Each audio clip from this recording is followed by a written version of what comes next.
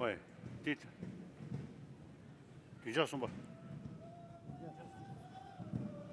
맞아, 어서 맞아. 네, 가서는 시.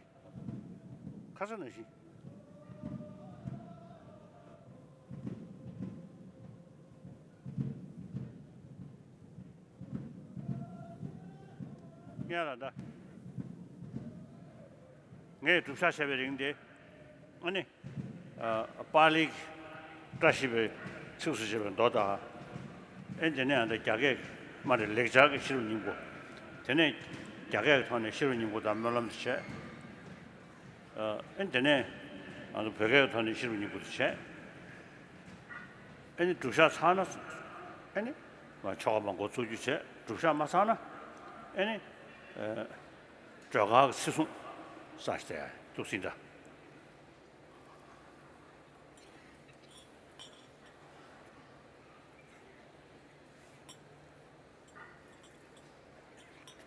너무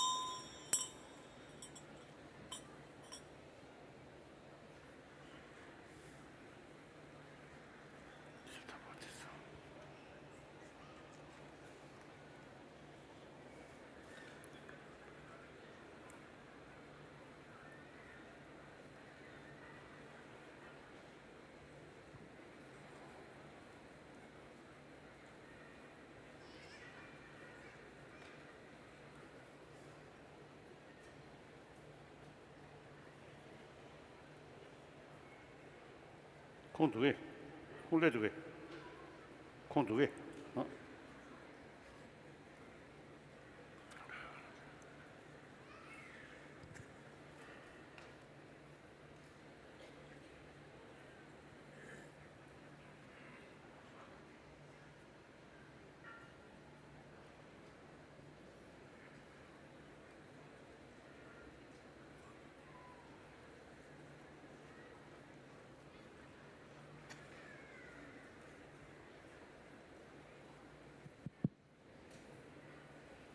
นะโมตัสสะภะคะวะโตอะระหะโตสัมมาสัมพุทธัสสะนะโมตัสสะภะคะวะโตอะระหะโตสัมมาสัมพุทธัสสะนะโมตัสสะภะคะวะโตอะระหะโตสัมมาสัมพุทธัสสะพุทธังสรณังกัจฉามิธัมมังสรณังกัจฉามิสังฆังสรณังกัจฉามิดุติยัมปิพุทธังสรณังกัจฉามิดุติยัมปิธัมมังสรณังกัจฉามิดุติยัมปิสังฆังสรณังกัจฉามิตติยัมปิพุทธังสรณังกัจฉามิตติยัมปิธัมมังสรณังกัจฉามิตติยัมปิสังฆังสรณังกัจฉามิชายันโตบุริยโมลิสักยานังนันดิวันดันโนเอวังทวังวิจโยโอหิจยาสุจยามังกาเลอปาราชิตาปาลังเกชิเสปัตตวิโมกาเรอภิเสเกสัพพบุตตานังอากาปาโตปโมดัตติสุนาคาตังสุมังกาลังสุปะปาตังสุอดิตังอสุขโนอสุโมโห Doca suyitam brahmacari supada kinang kaya kamang waca kamang pada kinang nikat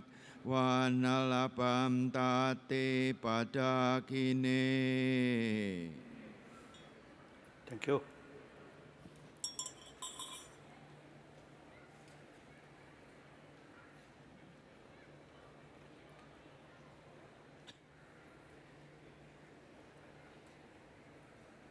Dede. Jada. Okay.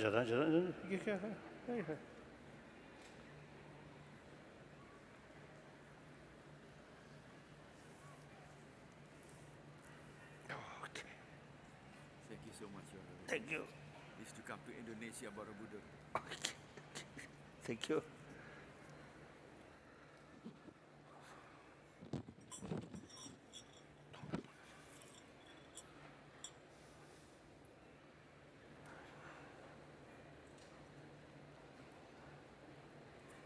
Om Hanirodam Manutpadam Manuchadam Shashvat Anekarthamananarthamanagmamam Manirgamam Yah Pradita Samutpadam Prapanchopashmang Shivam Deshyama Sambhastang Vande Vaditavaranam Pragyaparamita Hridaya Sutrang Nama Sarvgyaya Aryavlukiteshvara Bodhisattva Gambhirayang Pragyaparamidayang Charyang Charmano Vyavlokati Sma Panskandaha Tashang Sabha Shunyan Pashyati Sma Ehshariputra Rupang Shunata Shunatava Rupam Rupan Pratak Shunata Shunatayana Pratak Rupam Yad Rupang Sa Shunataya Shunata Tadrupam एव मे वेदना संज्ञा संस्कार विज्ञानानि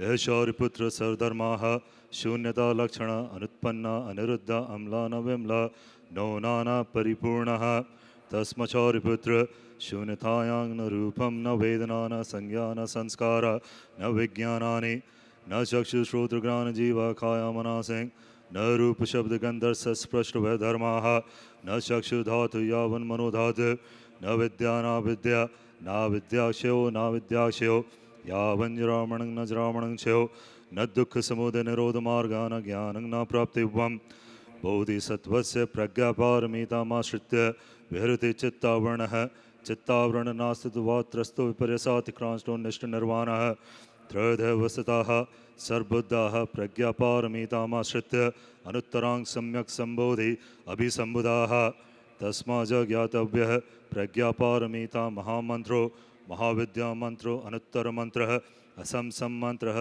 सर्वदुख प्रशमनः सत्यमित्थत्वात् प्रज्ञापारमितायां मुक्तो मंत्रः तत्तागते गते पारसंगते बोधि स्वाहा गते पारसंगते बोधि स्वाहा गते पारसंगते बोधि स्वाहा यदि प्रज्ञापारमिता हृदय सूत्रं समाप्तम् प्रज्ञापारमितं बोधो शुभरत्नाकरे स्वयं सर्वपारमितास्तत्र तदात्मनं भविष्यताः निष्प्रपञ्चा निराभाषा निर्विकल्पा निरालया निस्वभावा परासूक्ष्मा बिन्दुनादविवर्जिता प्रज्ञापारमितां माता सर्वबुद्धोदया परा त्रयाणुपलब्धिरूपा सर्वज्ञानगोचरा निरालम्बा पदे प्रज्ञा निरालम्बा महाकृपा एकीभूताः देया साधर्म गगने गगनम यथा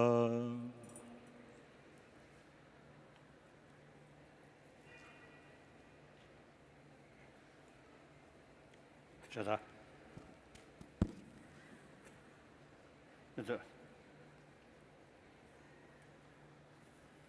도시체. Thank you.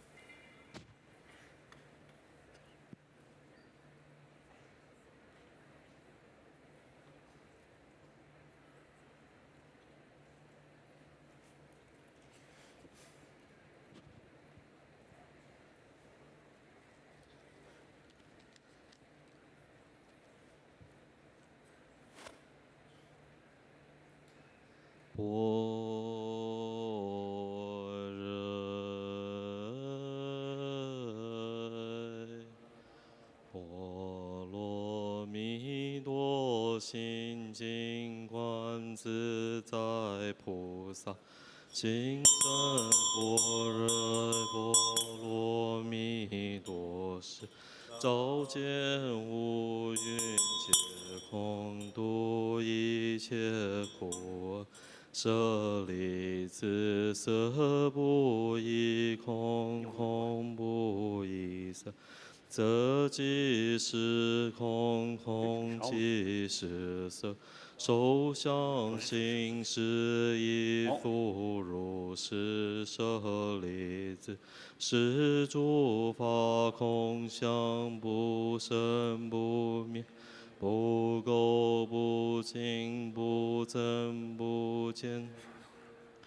空中无色无受想行识，无眼耳鼻舌身意，无色声香味触法，无眼界乃至无意识界，无明亦无明尽，乃至无老死亦无老死尽，无苦集灭道，无智亦无，亦无所得故，菩提萨埵依般若波罗蜜多心无怪，无怪故，无有恐怖，远离颠倒梦想。涅槃三世诸佛依般若波罗蜜多故，得阿耨多罗三藐三菩提。故知般若波罗蜜多是大神咒，是大明咒，是无上咒，是无等等咒，能除一切苦，真实不虚。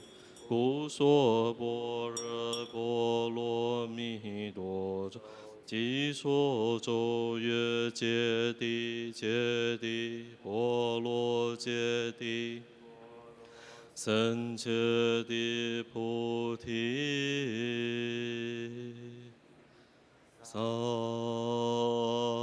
婆愿消三障诸烦恼。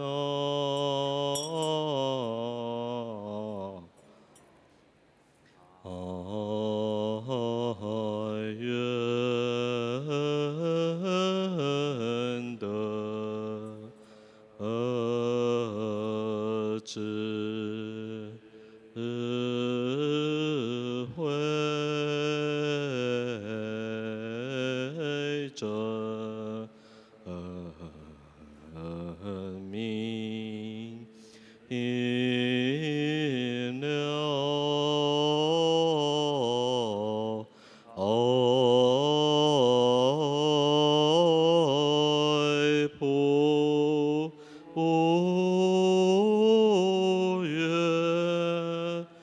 愿在爱障悉一消除。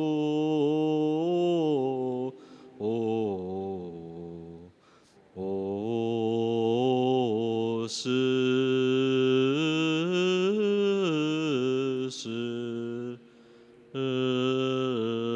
常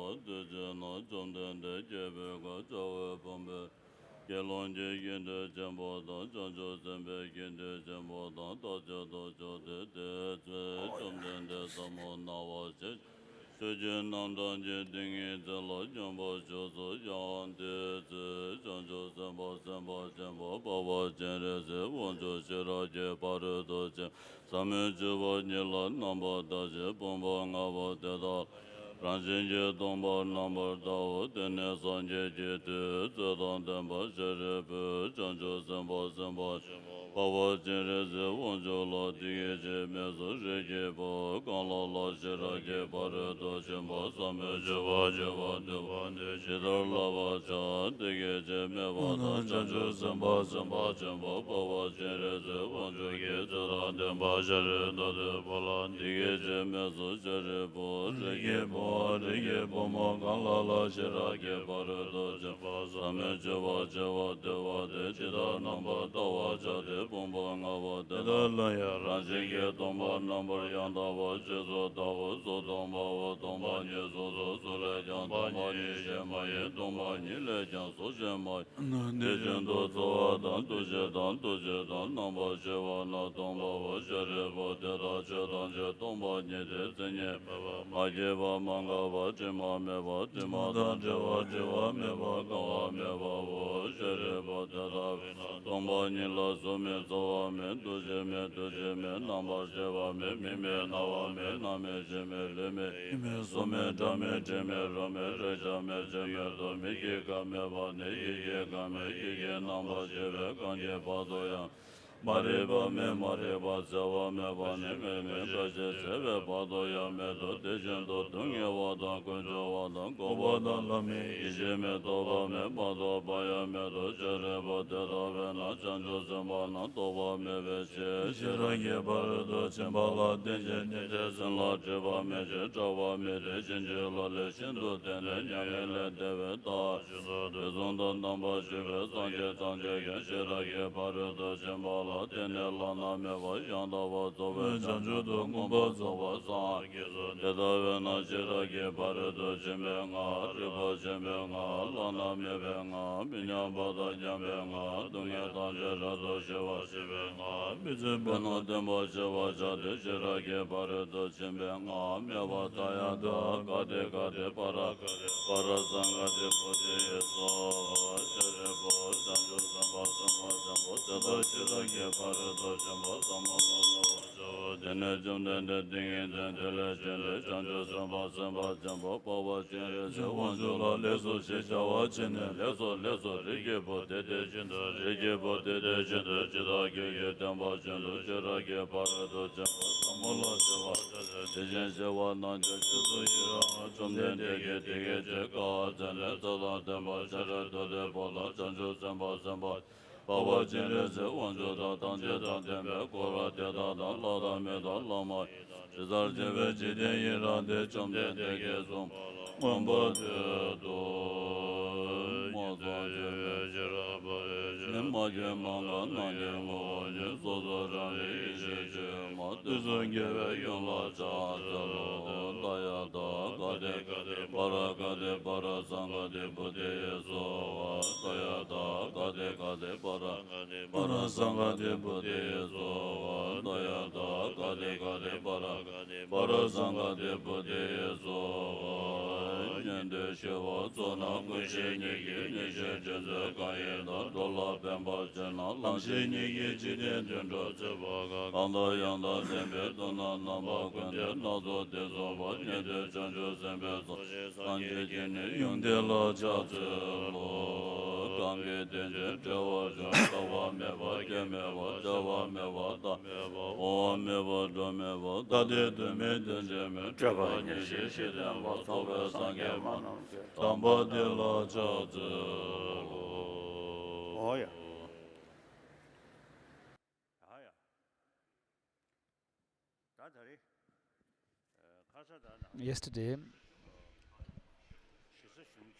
al- yesterday, although I was reading from a text, but it was mainly for the sake of presenting an introduction to Buddha Dharma. So today, we will be also following on up on that presentation and also talk about actual practice itself. So whenever you engaged in the study and teaching of and practice of Buddhism in general, Buddha Dharma in general, and particularly Mahayana Buddhism, it's important to emphasize the purity of your intention and motivation. And for that, you need to cultivate the unique going for refuge according to the Mahayana explanation. And one of the factors that distinguish between the practitioner of Mahayana and non-Mahayana is the generation of the mind of awakening, bodhicitta. So on the part of the teacher, these two needs to be complete, and on the part of the students too, you have to listen to the teachings with these two things present as well. So let us recite the refuge formula together 3 times. Dane jazo je dage jinzo je be tsonam je dola penje sanje ndobro sho sanje chetan soje chonam chanjo bando dane jazo je dage jinzo je be tsonam ndobro je sanje chetan soje chonam la chanjo bando dane jazo je dage jinzo je be tsonam penje sanje ndobro sho.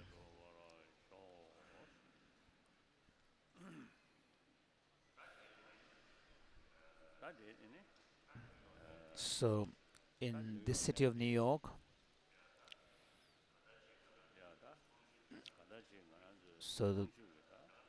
there are human beings as well as also in this environment present also non-humans that are not necessarily visible, devas and nagas and so on, and all of them are equal in wishing to have happiness and overcome suffering. And the difference lies in the manner in which we take the rebirth. But all of sentient beings are equal in possessing the Buddha nature. So, on the part of the teacher, it's important to include all of them within the scope of teaching, and this is the custom.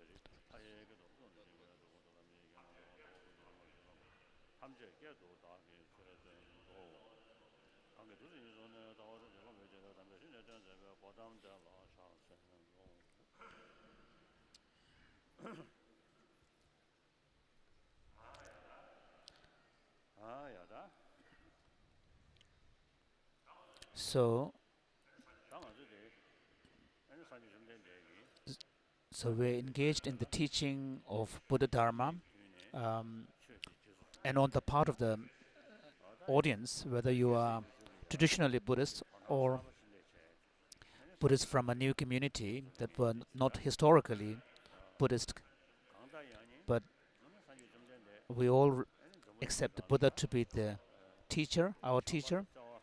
And since the Buddha came on this earth, one of the key messages that brought to the world is the emphasis on love and compassion as the source of happiness for all beings. Of course, there are many spiritual teachers have emerged in this world, as explained before, who taught that message as well.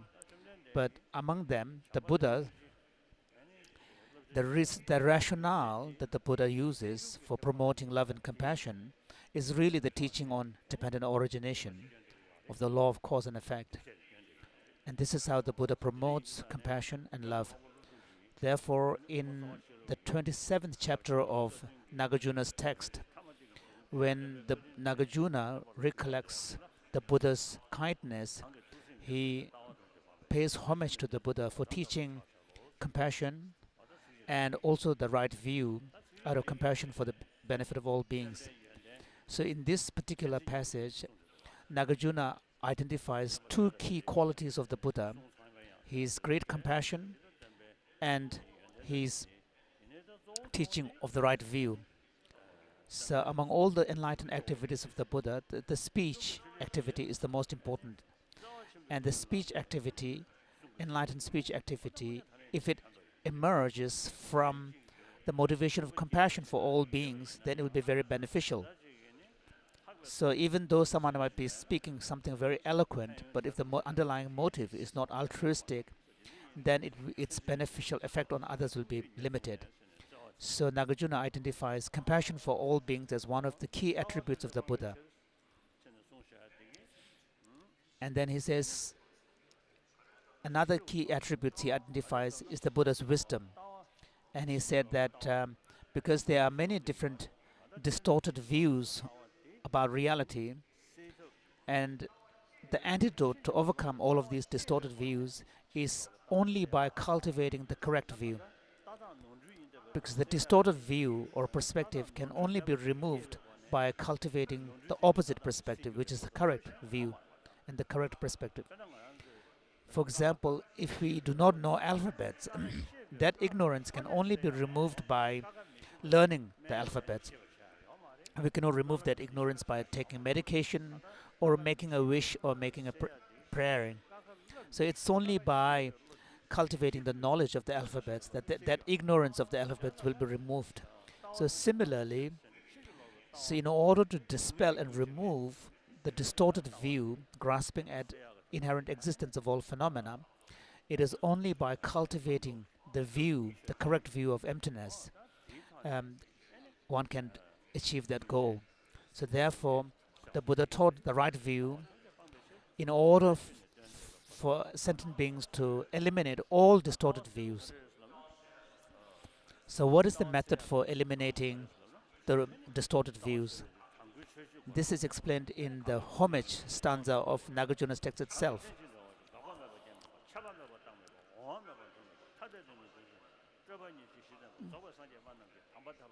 So in the homage stanza, Nagarjuna explains how the Buddha taught the dependent origination, the view of dependent origination, which presents the correct view of the reality, because it is on the basis of our interaction with the reality that our experience of happiness and suffering arises. And since happiness is what we instinctively aspire for, and suffering is something that we instinctively do not wish, so the causes and conditions that lead to suffering are something that are harmful. And so therefore, when we talk about benefit and right or wrong, we can only understand it on the basis of defining their relation to human experience, sentient beings' experience of suffering and happiness. So, and the causes and conditions of all of these afflictions are really rooted ultimately in the fundamental ignorance. So it is the fundamental ignorance which obscures us from perceiving the actual nature of reality. And due to that kind of ignorance, we distortedly relate to the world and our own existence. And that elimination of that kind of distorted perception requires the cultivation of the correct view that enables us to relate to the world in accordance with the actual reality. Because in our own perception, everyday perception, we perceive things to possess objective inherent existence, we grasp onto it, and this grasping lays the basis for the arising of karma and other afflictions. So it is only by eliminating that fundamental ignorance that we can remove all of these distortions. So, for example, Aryadeva in his 400 stanzas explains how just as the body faculty permeates all of our sensory faculties, in the same manner, grasping the ignorance, fundamental ignorance, underpins all of our other afflictions. So he uses the analogy of the body, how the body faculty pervades all other sensory faculties.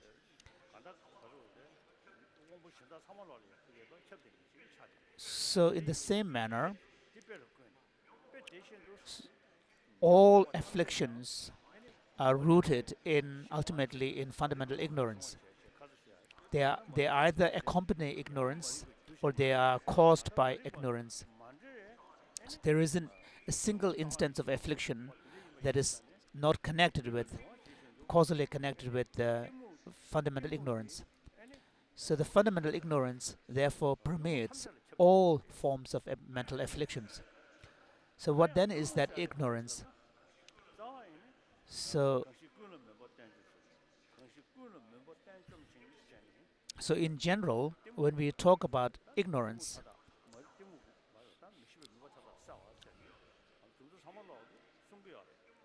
so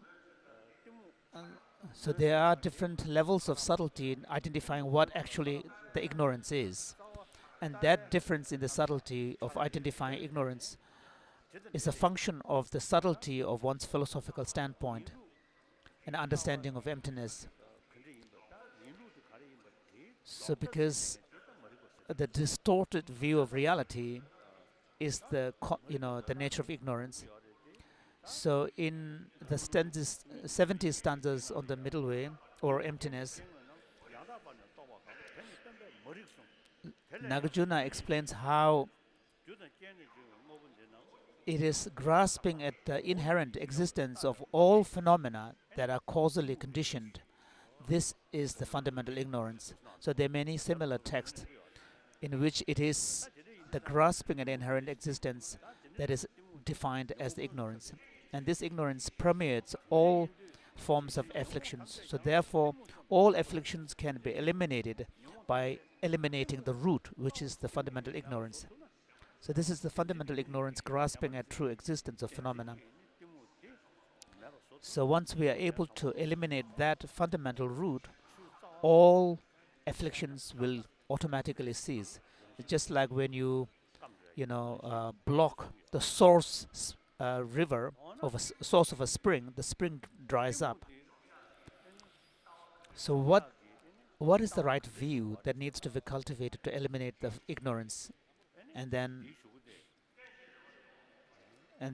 the same text, 400 stanzas, Aryadeva says that. So he says that when you see the truth of dependent origination, then there is no basis for the arising of the ignorance. So once you have a clear understanding of dependent origination,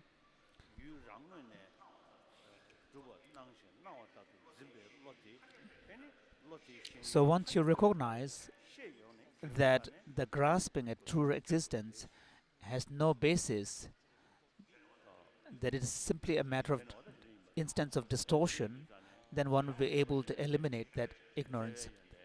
So the two attributes of the Buddha, his compassion and his wisdom, are the most important one. In the Tibetan tradition, we identify three deities of lineages, very important. The Buddha of compassion, Avalokiteshvara, the Buddha of wisdom, Manjushri, and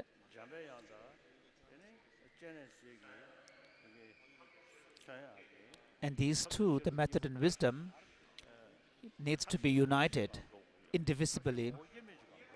And in order to have an indivisible union, you have the deity Vajrapani. It becomes important. Vajrapani represents the union of method and wisdom. So therefore, these three deities are considered very important in the Tibetan tradition. So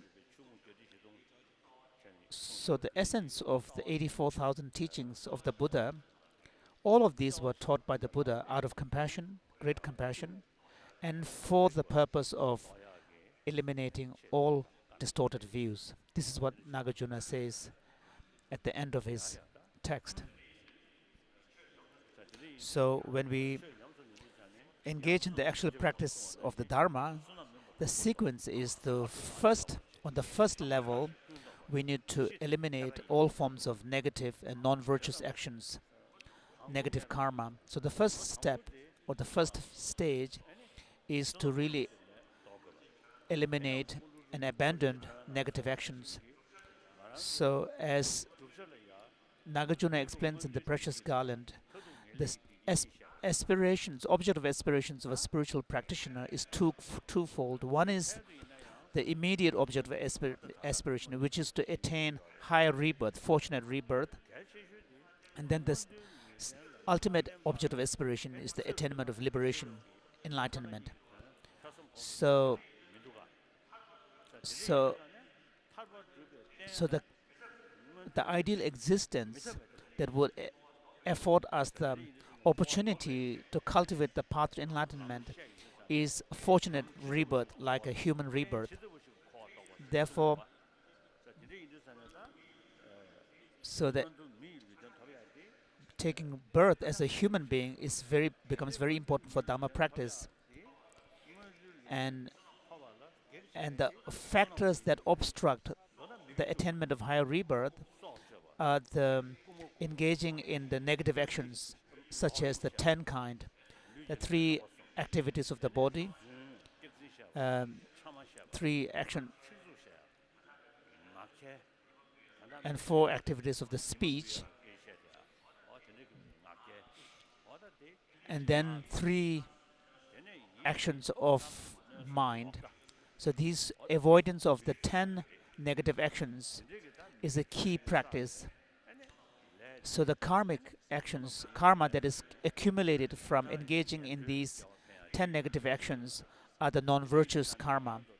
So the first step of a spiritual practitioner is to observe the morality of 10 precepts.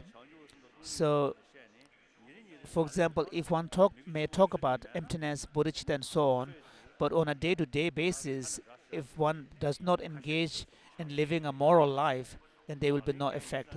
So that when it comes to practice, the first step is the practice of morality.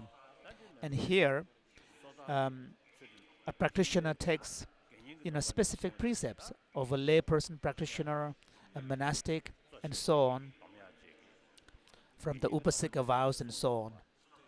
So this is the first step of the spiritual practice. And that kind of morality of abstaining from the 10 negative actions, this is actually not unique to the Buddha Dharma. This is common to all spiritual traditions, Hinduism, Christianity, Islam, and so on. So there might be differences in what one would identify as the wrong view, depending on the philosophical outlook of the different traditions. For example, from a theistic religious point of view, the denial of God's existence would be seen as a wrong view. So, of course, the way in which you define what constitutes wrong view may differ from tradition to tradition, but the basic structure of the 10 avoidance from the 10 negative actions remains similar to all traditions. So therefore, in the theistic traditions, we spoke about the issue of life afterlife.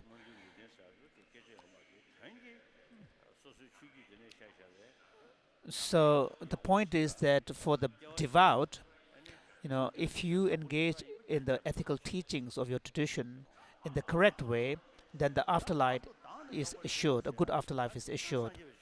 Now the second stage of the spiritual practice is the overcoming of the view of self.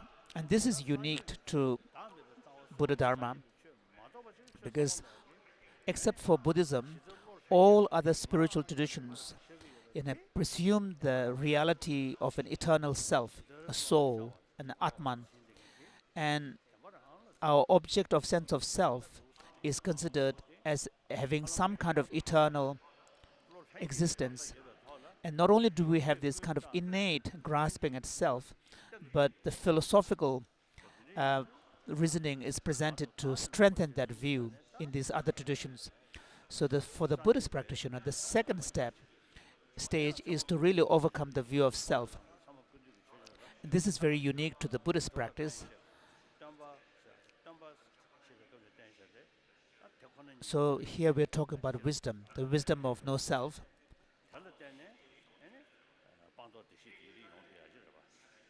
So this is how actually teaching of the no self is how, for example, Dharmakirti establishes the reliability and authenticity of the Buddha as the teacher. So when it comes to the actual practice, you need to engage in 3 higher trainings: training in morality, and training in concentration, and then training in wisdom. So that is very unique to the Buddhist tradition. But generally, the 3 trainings can be found in non-Buddhist traditions as well.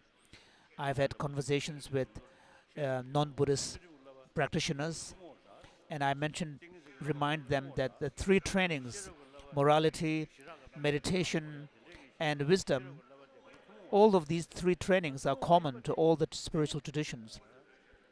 Now, where the traditions differ is identification of what constitutes wisdom, and these are unique to the individual traditions. So I used to tell them that these are individual business. For example, for the Buddhist, we admire the teaching on no self, but this is Buddhist business. And then the non-Buddhist Indian traditions, believe in Atman, and this is their business. But common practices are the 3 trainings. But what is different is the teaching on no self. Therefore, because of this differentiation of the rejection of self, in the Buddhist tradition, the 3 trainings are referred to as the 3 higher training. And when the morality practice is underpinned by understanding of no self, then it becomes a higher practice, higher training on morality. When one's meditation is reinforced by awareness of no self, it becomes higher training and higher training and concentration, and so on. So we will now read from the leftover from yesterday of the text. We are on page 80.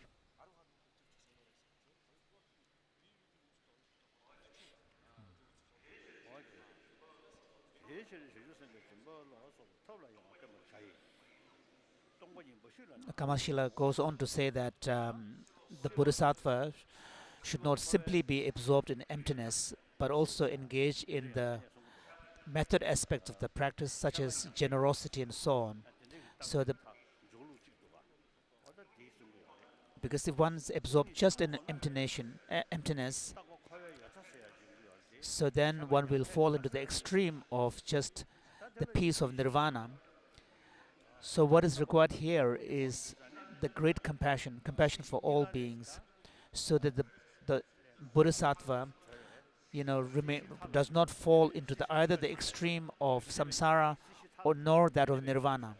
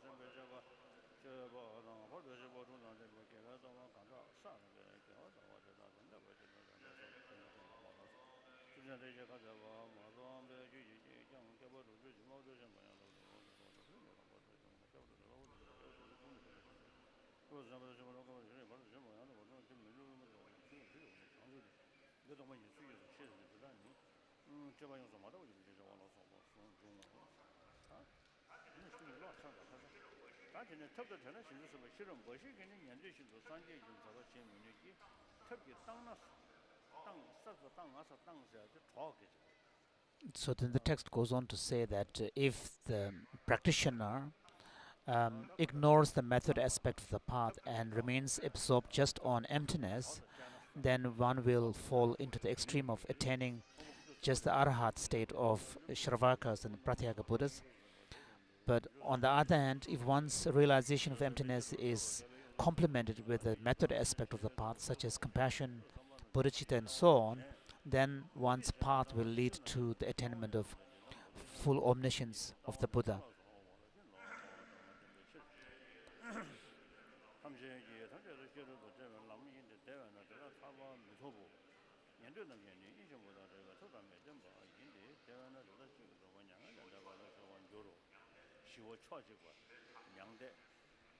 So in the Mahayana text, one extreme is identified as the extreme of nirvana, where someone who attains nirvana remains totally absorbed in the bliss of nirvana.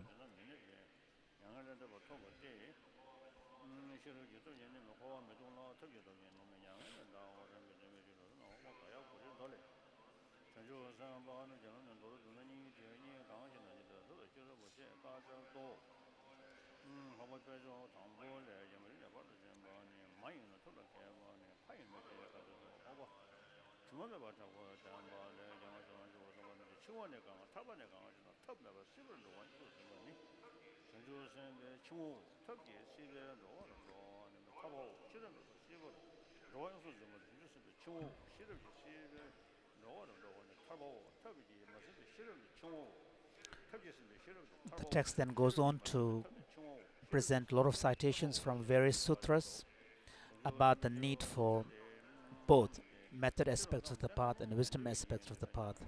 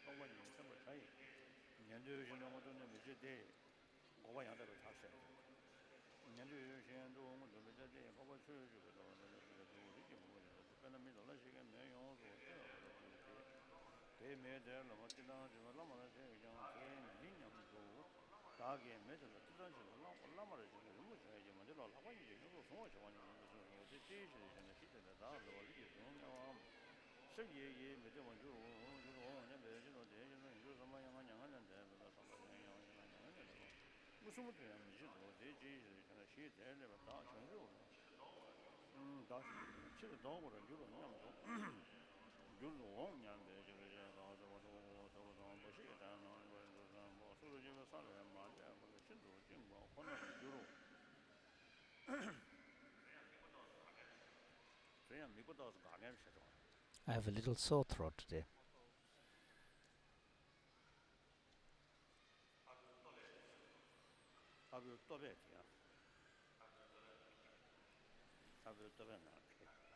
Candy for my throat.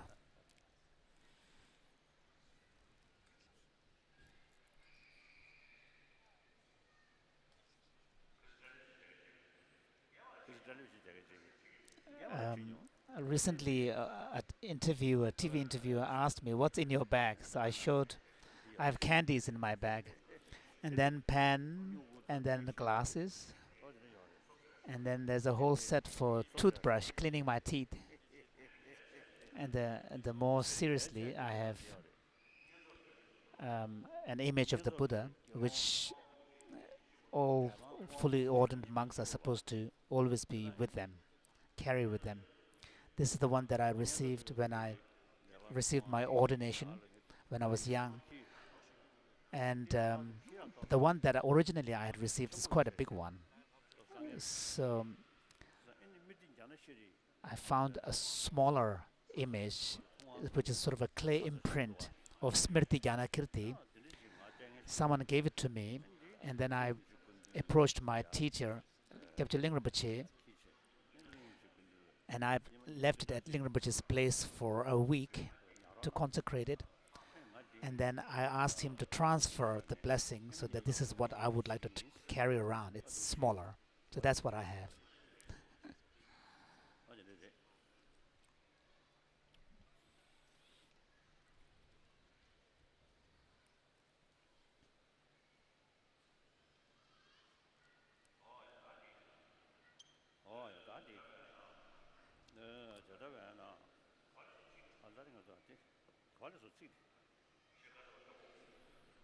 Smriti was the 11th century Indian master who came to Tibet.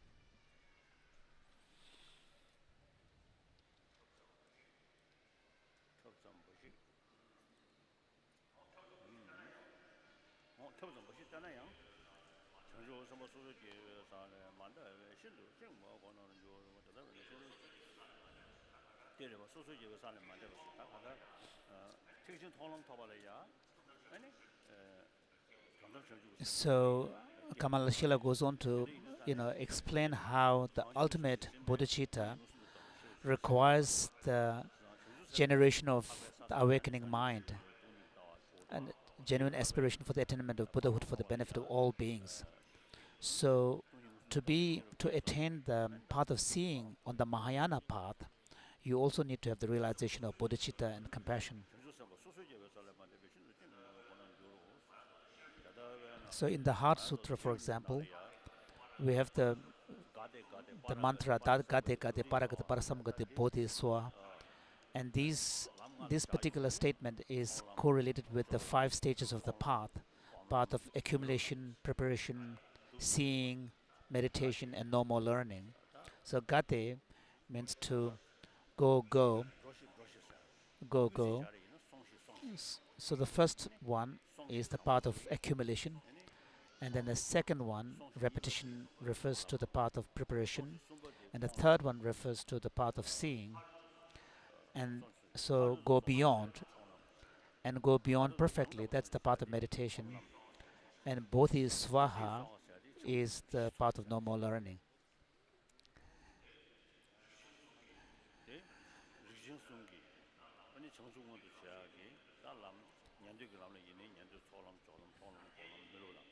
So these 5 stages of the path are present in the Sarvaka path, Pratyaga, as well as the Bodhisattva path.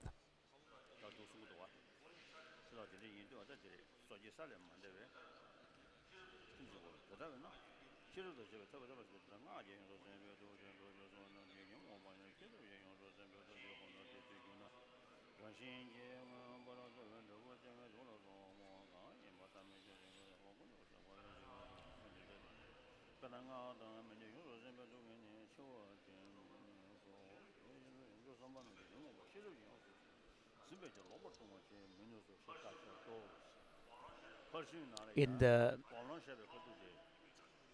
Ornament of Clear Realization text on professional wisdom, when presentation of the path of meditation is made, it talks about the various attributes of the Bodhisattva, explains how an advanced Bodhisattva would also use afflictions like attachment as a means to bring about the welfare of other sentient beings, suggesting the possibility of transforming skillfully even afflictions on the path.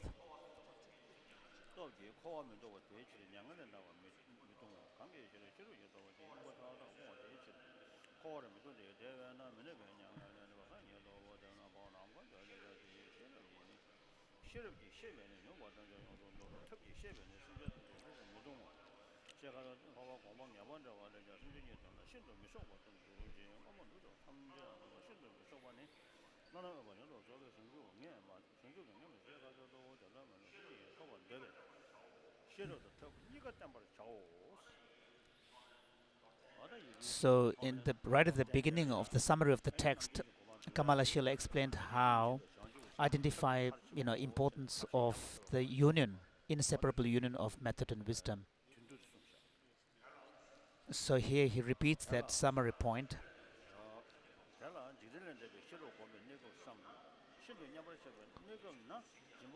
So he explains that while you're in a formal sitting and totally equipoised in emptiness, there is no discursivity. So at that point, your mind is completely absorbed in emptiness, and there is no other mental activity going on. So it's like a space-like experience. So of course, this is a culmination of a long process, initially beginning with studying, then critically reflecting upon it, and once you have gained deeper conviction, then your mind is placed single pointedly upon emptiness with no other thought processes going on. So all forms of diverse perceptions, whether internal or external, come to cease. So I have friends, meditators. Some of them told me that their teachers who are deeply absorbed in meditation are so focused that when there are people walking around, they're never distracted. So this is the kind of single-pointed absorption, and especially when that kind of absorption occurs in relation to emptiness, then all forms of dualism comes to an end. So while you are in that kind of meditative state, with your mind is totally equipoised, then no other activities, even compassion or engaging in generous activities, will not arise. But however, when you arise out of that meditative state, during the post-meditation periods, then you engage in virtuous activity with a full awareness, vivid awareness of the emptiness. So what is important is before you enter into the meditation on emptiness, you first reinforce your bodhicitta and then engage in the meditation on emptiness. And once you rise out of that emptiness meditation, then you have to cultivate the view of all perception of all things as a kind of illusion-like. So in this way, the whole 24 hours of your experience of life is somehow kind of colored by the awareness of emptiness.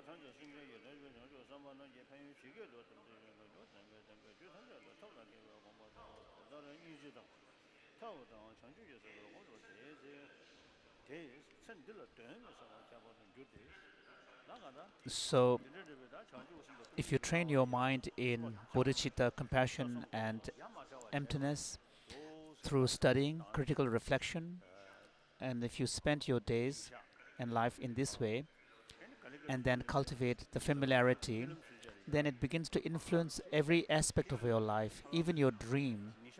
So, in this way, your 24 hours of your daily life will be an occasion for increasing your virtue. So, as you spend your life in this way, a year, decade, and many decades, in this way, your life becomes meaningful. And if you live your life with such purpose, then you will be able to make a lot of progress, and even your dreams will become auspicious, and so on.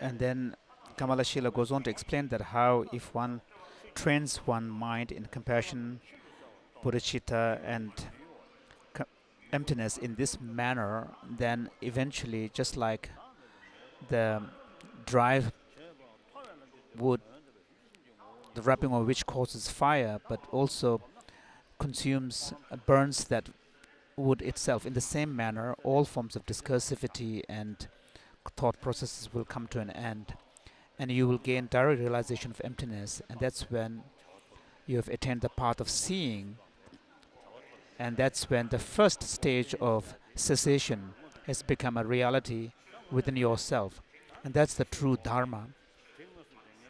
And also, the path that brought about that cessation is also Dharma. And then your conviction in the Dharma will really be firm.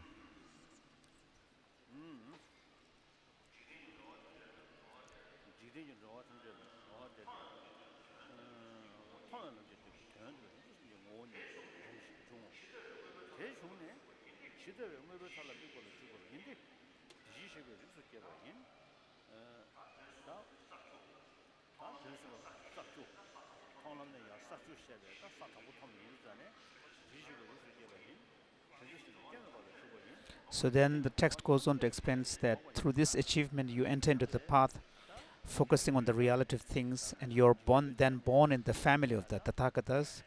You enter the stainless state of the Bodhisattva and turn away from all wandering births in the cycle of existence and abide in the suchness of the Bodhisattvas and attain the first Bodhisattva level.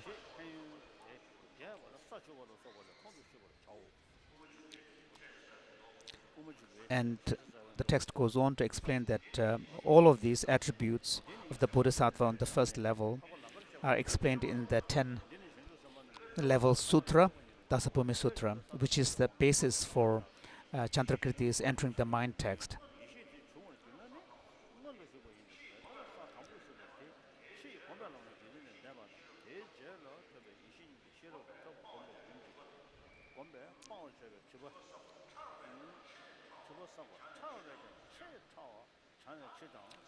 So as the Bodhisattva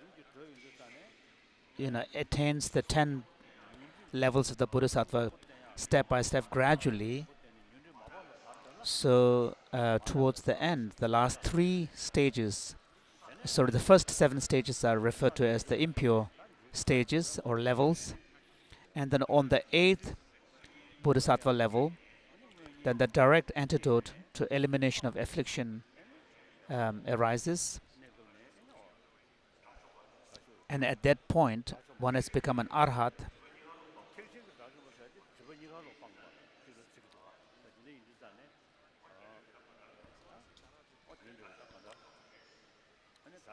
Because one has overcome the 4 of afflictions.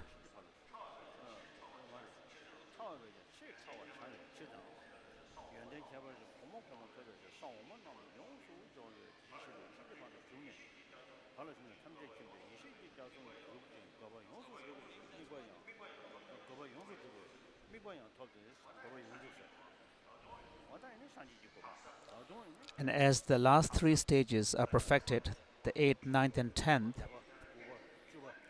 so although one has completely eliminated the afflictions, So it is the subtle imprints and the predispositions of the afflictions, the residual impressions that are being eliminated.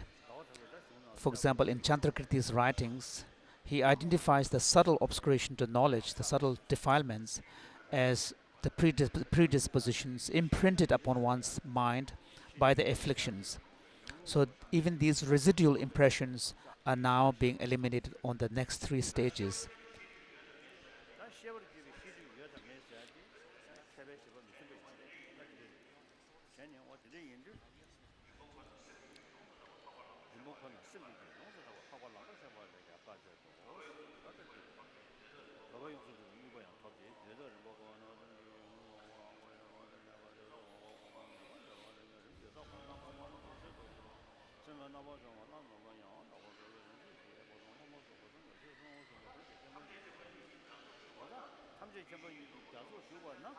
And then it goes to explain that entering the ocean of omniscience, you possess impeccable jewel-like qualities to sustain sentient beings, and these fulfill your previous positive aspirations. And this is when you fulfill the prayer which we make on a regular basis. May I attain Buddhahood for the benefit of all beings. So you eliminate all the obscurations and their impressions in a gradual way and attain all the levels in a gradual way, sequential way.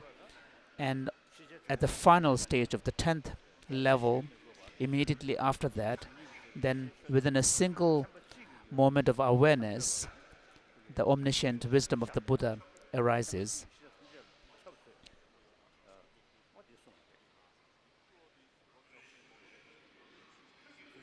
It says that the individual then becomes the embodiment of great compassion, possessing various skillful means that function spontaneously and work in various emanations in the interest of all beings. And in addition, all marvelous attributes are perfected, with total elimination of all defilements and their residual potential. All Buddhas abide to help every sentient beings. So he says that everyone should endeavor to actualize these qualities. So it is a complete introduction to the Buddha Dharma has been found here. So first, beginning with explaining the nature of reality, which is the ground, and then the method of training one's mind, first in compassion, particularly accompanied by reflection upon the nature of suffering, and then the three higher trainings, with the second stage involving overcoming and eliminating the view of self, which involves cultivating shamatha as a basis and cultivating the actual antidote, which is the insight, the wisdom of emptiness. So for the Tibetan Buddhists, because Vajrayana is so widespread, there are methods for cultivating shamatha in conjunction with the Vajrayana practice, which is effective. Particularly shamatha focused on the nature of one's mind, reflecting upon the nature of emptiness of mind itself. And this is something that is very important in the Vajrayana tradition. Although insofar as emptiness is concerned, there is no difference between the emptiness of external object like a vase or internal phenomenon like a mind. But in terms of efficacy and effectiveness, meditation on the emptiness of mind is more powerful.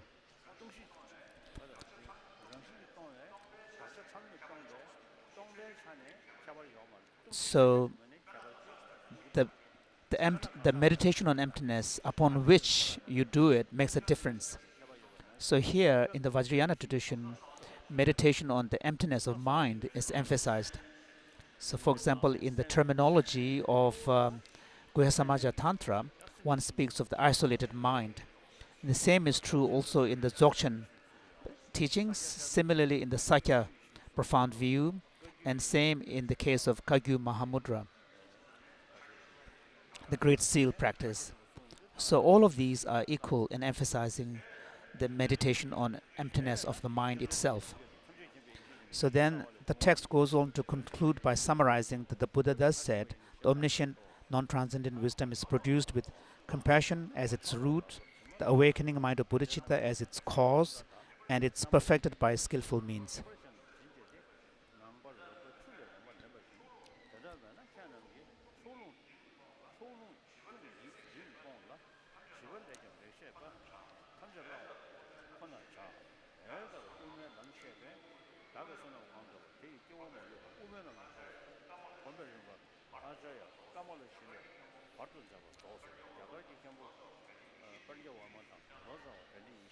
His Holiness is now reading from the colophon of the text.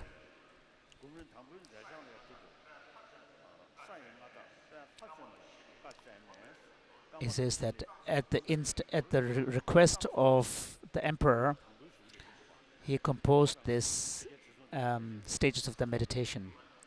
So it is at the request of the Emperor Tison Dezen. So this is a text that has a special connection with the Tibetan people. Shantarakshita and his disciple Kamalashila their kindness to the Tibetans is profound. So for example, if you look at the Tibetan tradition, the comprehensive nature of the Tibetan Buddhism really owes to Kamalashila and Shantarakshita, especially the extent to which the study and practice of the epistemological text became so established in Tibet. Shantarakshita and Kamalashila's approach to Buddhism is quite impressive. It's very broad perspective and taking into account the philosophical positions of India. And the Tibetan emperors were very impressive. They primarily invited Indian masters, and especially masters of the Nalanda tradition. I often say that the Tibetan Buddhism is a Nalanda tradition, and one of the reasons for that is because sometimes Western scholars have described Tibetan Buddhism as a form of Lamaism, and this has caused us a lot of misunderstanding and misconceptions about the Tibetan tradition. So I emphasize that the Tibetan tradition is the Nalanda tradition. And Nalanda was one of the most important centers of learning, which is recognized as an important authoritative tradition. And secondly, in Tibet we have a lot of different denominations, Nyingma, and within Nyingma, the ones that emphasize the sutra approach, and the one emphasizes the visionary revelation texts. And within the new translation schools, you have Kagyu, Sakya, Kadampas, and the new Kadampa, which is Gelugpa, and Chonang, and so on. So there are many diverse traditions in the Tibetan Buddhism. And when you present the uniqueness of each of the tradition, people do not do it from showing their realization and understanding. So then they differentiate themselves by having different colors of hat, saying, I am a Kagyupa, I am a Nyingmapa, I am a yellow hat Gelugpa, and so on. This is pretty embarrassing. So what is important is to have the mastery of the meaning and teaching of the entire canonical collection. This is the teaching of the Kangyur. This is the understanding of the commentarial tradition of the Nalanda masters, of the Madhyamaka masters, the Chittamatra masters, and so on. And then there are specific instructions that are relevant to individual practitioners, such as in the Nyingma tradition, you have the 9 yanas presentation, including the Dzogchen teachings and so on. So if you are able to present the uniqueness of Dzogchen approach on the basis of the overall understanding of the framework of the Buddha Dharma, then it becomes impressive. The same is true also of Sakya tradition. One speaks of public explication and pupil explications and so on, and the profound view of the union of clarity and profound. And if these unique views of Sakya are grounded in the overall understanding of the Buddha Dharma and the framework of the Buddhist path, then of course it becomes impressive. But simply being called a Sakyapa is not enough. The same is true also of the Kagyupa tradition, because the philosophical view of the Kagyupas come from Marbar Lotsawa and Milarepa, and Gampopa, who all trace their view to Maitripa, who was a Madhyamaka master. So if the unique instructions of the Kagyu, such as Mahamudra and the 6 yogas, are explained on the basis of overall understanding of the frame of the Buddhist path, then it will be very impressive. The same is true of the Giluk, union of bliss and emptiness.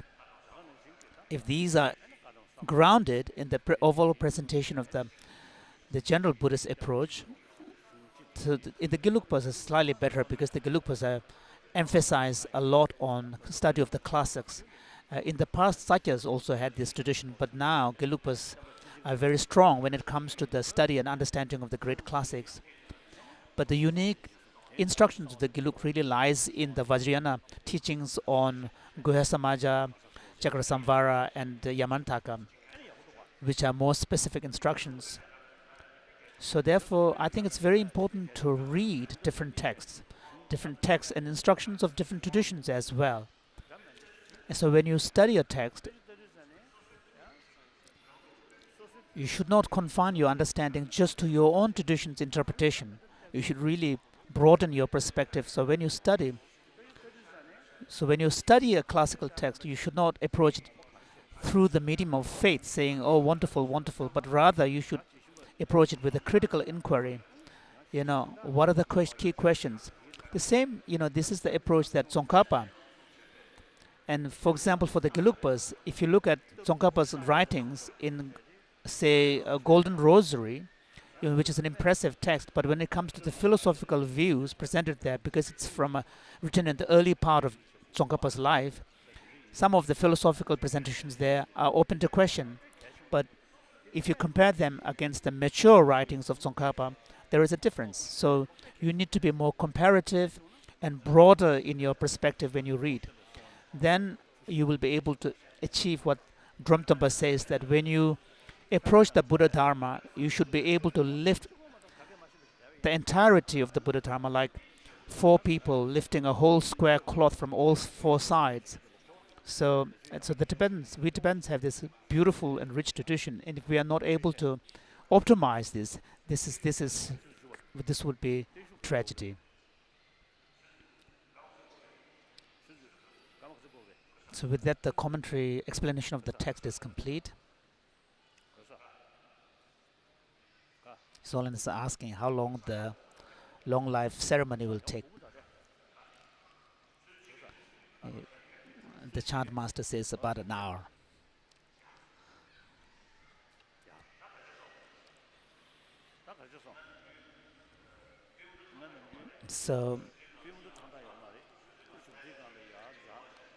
So I have a weak knees, so climbing up on the throne is difficult, but once I'm sit down, I'm very comfortable. I can keep on talking for hours.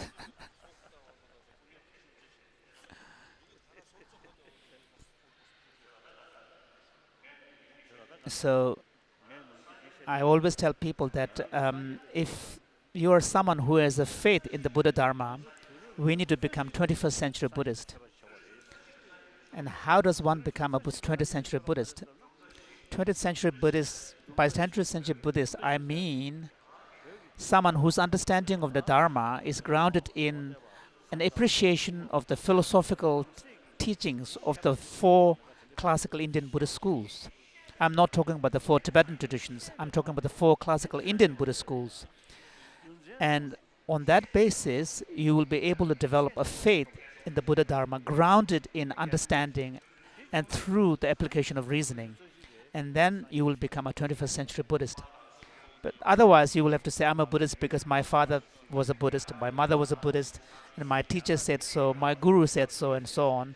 And if you ask that teacher what was his understanding, he may say, well, I have received the teaching from someone, and so on and so forth.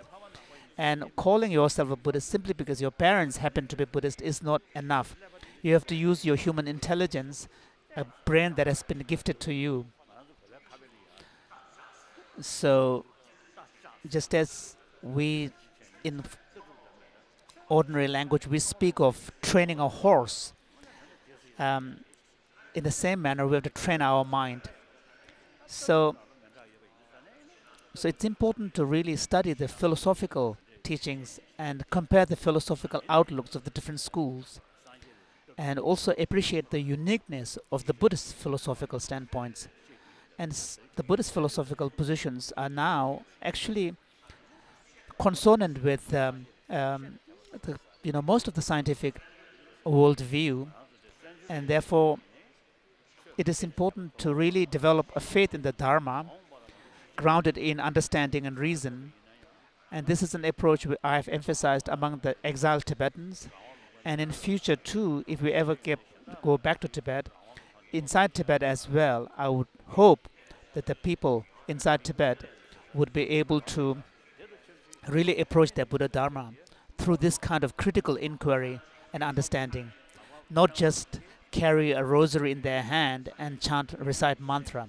It is important to know what the Buddha Dharma is. So study is crucial.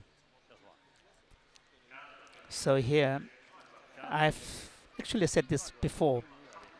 There was in Kham, Eastern Tibet, there was abbot. Someone has come to see the abbot of the monastery. And so when he arrived at the monastery, the abbot was not in residence. So he asked the attendant, saying, one of the monks, "Where is the abbot? I need to see him." And then one of his attendants told him, "Today the abbot is not in residence. He had gone to visit the town, the village, to scare the old, men and women, the grandparents, because in the old days, because of the emphasis on teaching on karma and faith and so on, it becomes almost like scaring people away, telling people that, you have to have faith in the guru. Guru can never make any mistakes and so on.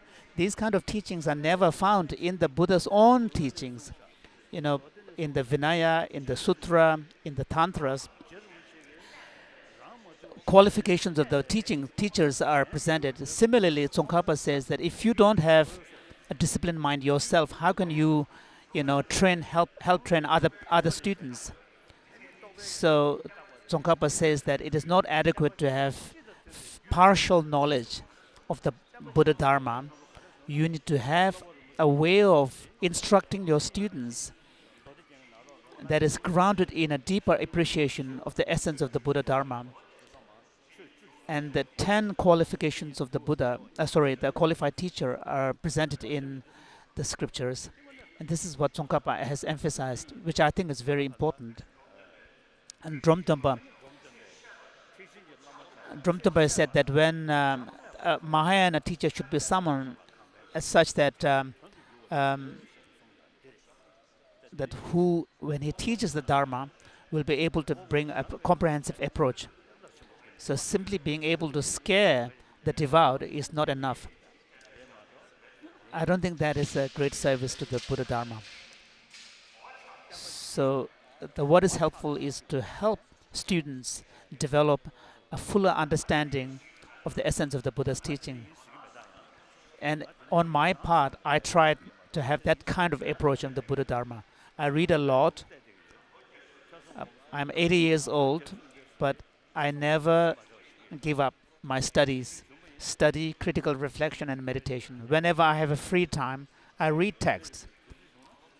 And in future, if I have more time, I would like to read more of the classical Indian Buddhist texts in the Tengyur and more writings of the great Tibetan masters. I have read a lot in the past, but lately I've been so busy.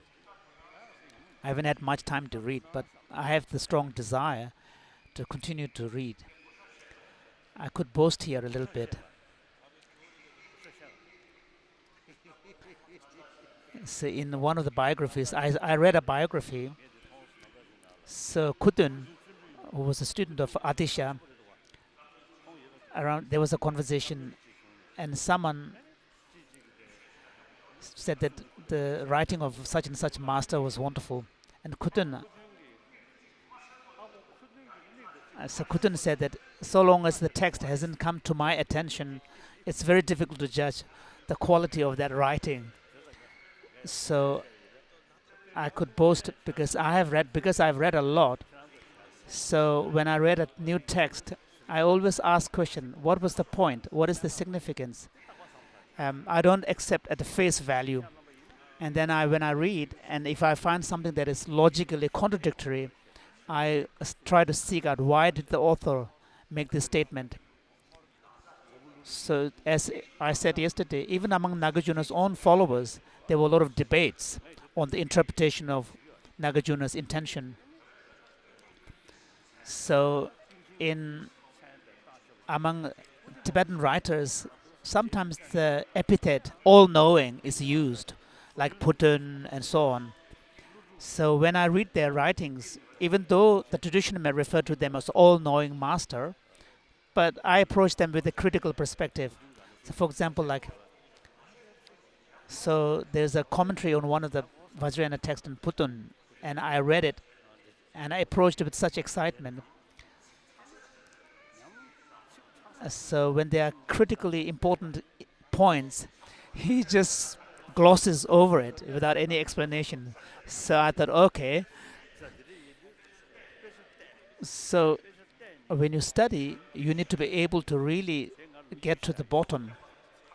So once there was a Mongolian scholar called Kagatempa. He was a Mongolian scholar, a great scholar from Gomang Monastery, Drepung Gomang. So I was told by one of my philosophical assistants. So when he told me that when this master reads a text, he would spend hours on a single page contemplating. So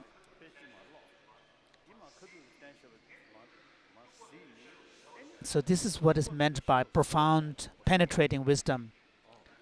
So he doesn't leave his understanding just on the level of words.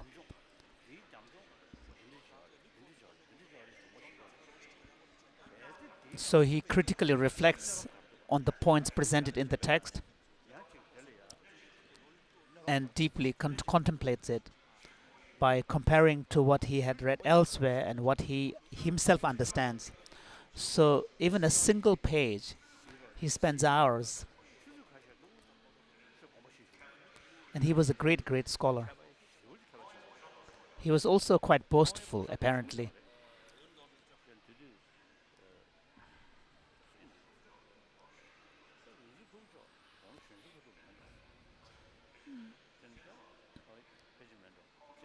So when he took his final Gishi examinations, after that he went to see Gishi Pupuchok.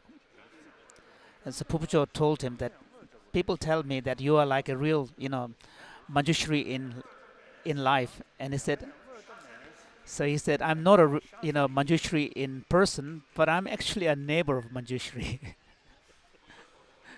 So he was quite boastful. He was a great scholar. Drepung Komang and Loseleng, when they have inter-college debates in Drepung, and Ling Rinpoche told me that he was one of the debaters, and Kagatempa, this scholar, was in defense.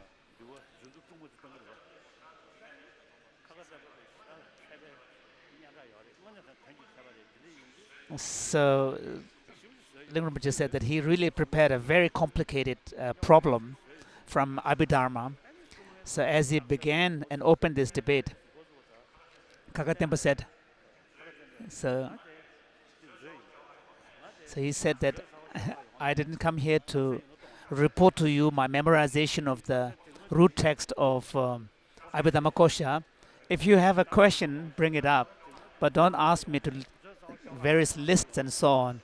And if we have to recite the text, then let's all recite together.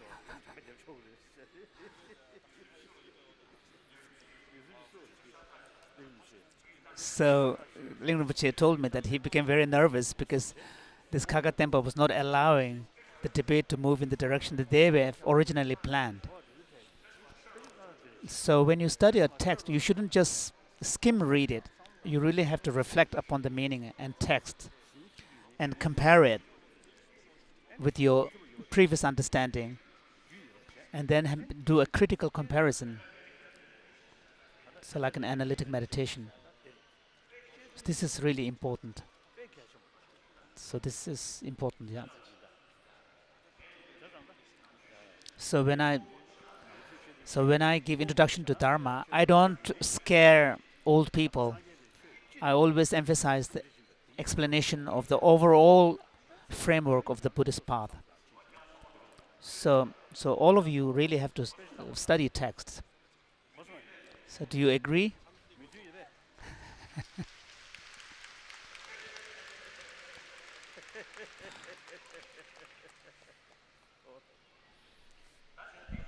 So next, so we will do a ceremony of generating the aspiring aspect of the bodhicitta, which we will combine with the empowerment ceremony. So it's a long life empowerment of white Tara, a Tara of longevity. Srimel Hajun Rinpoche, the previous reincarnation, who was a great Lama, who was a contemporary of the 13th Dalai Lama, a close friend of the 13th Dalai Lama as well. So he also accompanied the 13th Dalai Lama when he visited Mongolia. So Lajun Rinpoche once told me,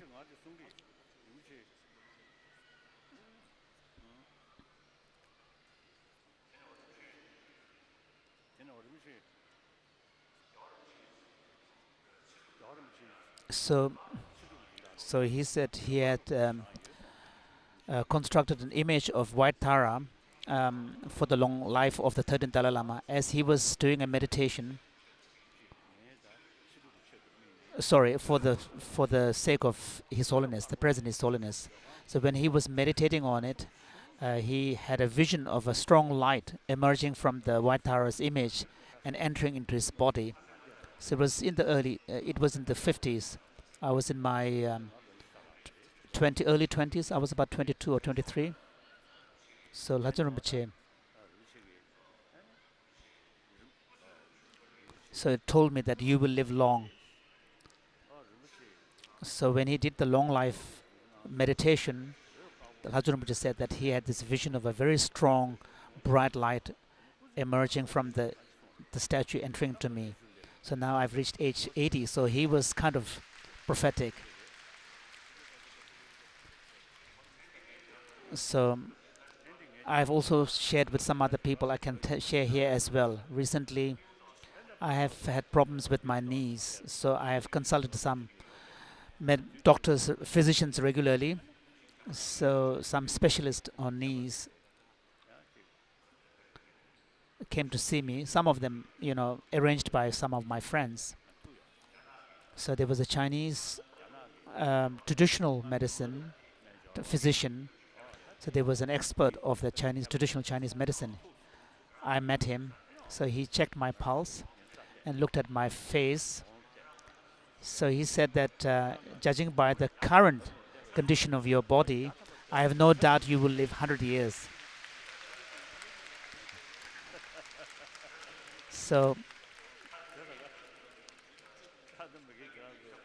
So you have written number 80 down there. So it's also a celebration of 80 years. But then there will be another decades. Maybe the next one is 90. And the next one is 100. So that even then we're talking only about 20 years. So that means the bulk of my life is gone. But I have no regrets. Because while I've been alive, as much as possible, I strove to engage in the Buddhist practice in accordance with the approach of Nagarjuna and his followers, and also as much as possible try to help others and work for the benefit of other sentient beings. Just as Tsongkhapa says that when I was young, I strove in this vast learning. Of course, when I was very young, I was lazy, but later on, I studied hard. One of my colleagues was Ngudup Tsonyi, a philosophical attendant. And then after the exams were over, we visited on a kind of a pilgrimage. So we were supposed to re-study and revisit Tsongkhapa's text on differentiating provisional and definitive meanings of the sutras. So after reaching India, I revisited many of the classical texts that I had studied. Spent a lot of time in the initial stage of my exile life studying. So of course, I'm not very keen on the traditional Buddhist cosmology, which gives a lot of calculations and so on, with the Mount Meru in the middle and so on. So those aspects of the text I don't believe in, nor am I interested in them. But when it comes to the epistemological text, the philosophical texts, and the perfection of wisdom studies, they are really profound, especially the Indian masters' texts. So, so it is important to spend your life in study, critical reflection, and meditation, which you cannot accomplish in 1 day, or 1 year, or 1 month. We are talking about something that needs to be done in decades, 30, 40 years. It doesn't matter whether you are a layperson or a monastic member. So, what is helpful is to have a long life and a healthy life, and then you will be able to use your human life with the full faculty intact in your Dharma practice and the service of others. So, when you seek longevity through empowerment such as this, you are not. There's no point in just wishing for a longer life. For example, if you have a long life but spend it in a destructive way, then there's no point. On the other hand, if you are able to do good, and then a long and healthy life can truly be meaningful and purposeful. So the, the purpose of receiving longevity empowerment is to ensure a long and healthy life, so that you will be able to utilize in a constructive way for the benefit of others. So the long life empowerment today is that of White Tara. So that the transmission comes from Lhajun Rinpoche.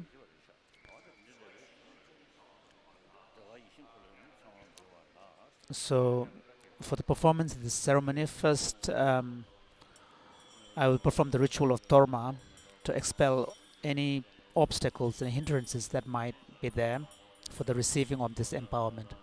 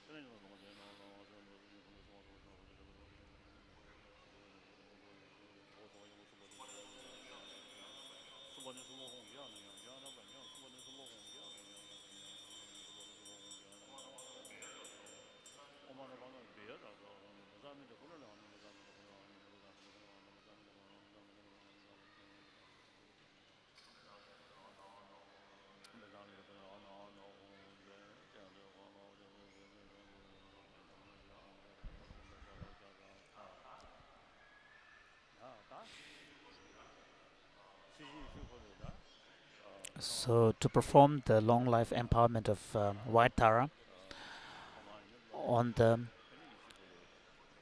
on the part of the guru, preliminary rituals have to be performed of generating himself into the identity of the meditation deity, and on the part of the students you have to make a mandala offering. Ninde jemba de sanje shindo me de boai togun namda shingla chebrasho guru rana mental niyadaya amen.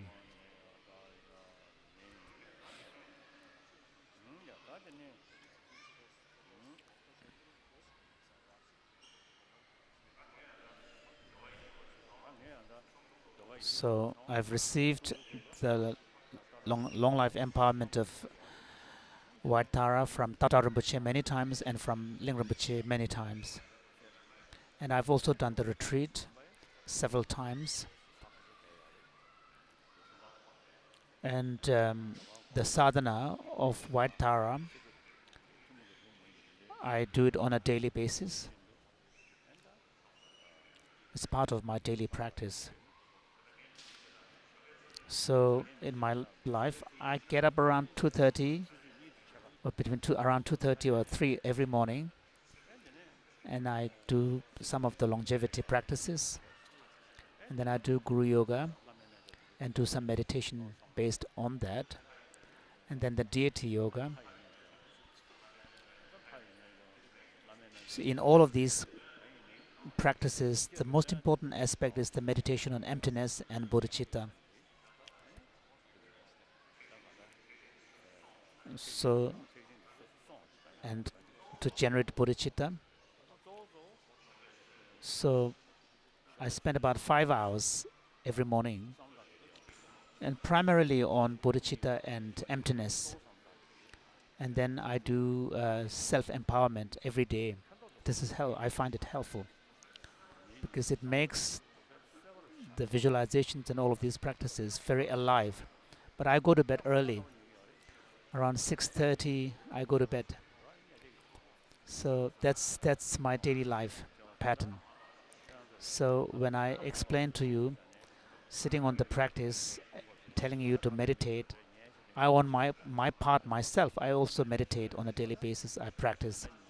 So every day about 5 hours I spend meditation and practice. I find it very helpful. And during the daytime, if I have a spare time, then I read and I study. I critically reflect. So on your part too, so you have an attitude of seeing me as a friend, as a spiritual colleague or spiritual brother, or maybe even of a teacher or a guru. So on my part too,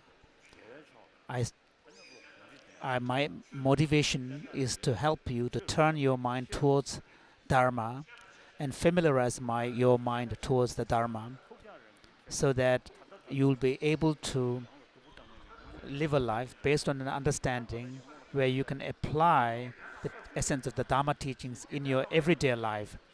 And in this respect, the understanding of emptiness is really the most effective one. It's not an easy matter, but it's something that needs to be cultivated and developed over a prolonged period of time. Repeat after me. Sumsangye tamjeje. Ngo Pandyan Lama yi. Dala yi shinkolo yi. Tsewa samo zedus. Dala yi shinkolo yi. Tsewa samo zedus. Dala yi shinkolo yi. Tsewa samo zedus.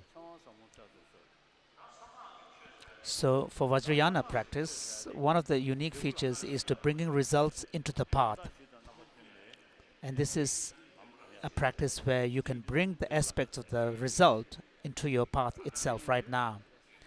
So most importantly, you have to be able to cultivate the perception of your own mind, Guru's mind, and meditation deity as being indivisible.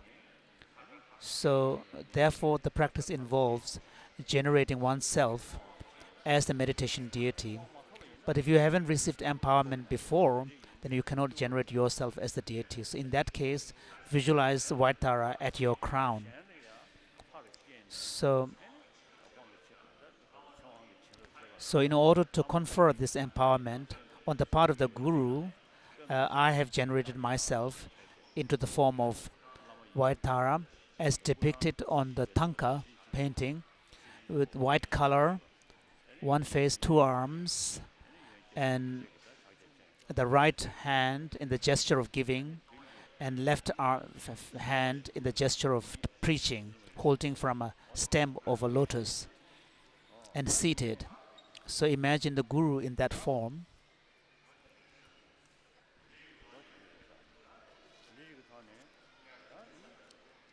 So first we take the Bodhisattva vows.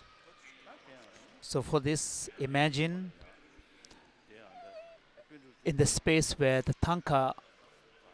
Tankas are depicted, imagine there is the presence of the Buddha Shakyamuni in real life, and visualize him being surrounded by the 8 Bodhisattva disciples, and especially the masters of the great Indian tradition whose texts are still extant, such as the 5 texts of Maitreya, Nagarjuna's 6 texts, and so on, which we can enjoy to this day.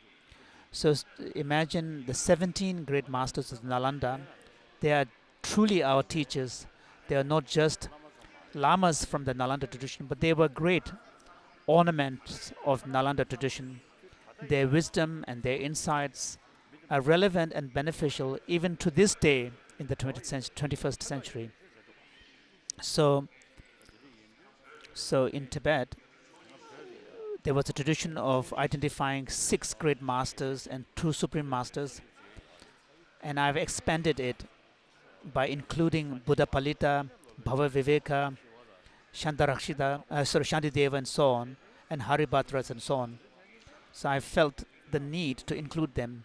So I composed a praise to the 17 great masters of Nalanda, and paintings of the Tankas have also been begun. So these are all great teachers. I always say that the Tibetan Buddhism is a Nalanda tradition. We are the custodians of the Nalanda knowledge and Nalanda tradition, because the texts composed by these great masters are the root texts we memorized when we were small, and the commentaries we study, especially the commentaries of the Indian great masters. And then the Tibetan scholars and masters then explained these Indian commentaries. And these are the main texts that we use for our studies. And then, of course, there are Vajrayana teachings. So even the Vajrayana instructions, we ground their authenticity in the teachings of the Indian masters like Nagarjuna, Saraha, 80 Mahasiddhas, and so on. So the most important text, the foundational text, are the text of the 17 great Nalanda masters and so on. So this is really at the common core of all the great Tibetan traditions, Satya, Kagyu, Gelug, Nyingma, and so on. And these texts are studied by members of all the traditions. So imagine the Buddha being surrounded by all of these great Indian Nalanda masters, and visualize also the presence of great Tibetan masters of the Nyingma tradition, Satya, Kagyu, Kadam, Gelug, and so on, and Chonang as well. And the Bon, for example, in the past, Bon was an autonomous tradition, but after the spread of Buddhism in Tibet, many of the scholars of Bon tradition, they have studied the great Buddhist classics. So the tradition evolved where they study the classical Buddhist texts. For example, the main monastery in India, Menri, I visited several times. They have a very robust study program there. So today, all Tibetan traditions, including Bon, have become familiar with the great writings of the great Indian masters. So we are all equal in being students of the great Indian Nalanda masters.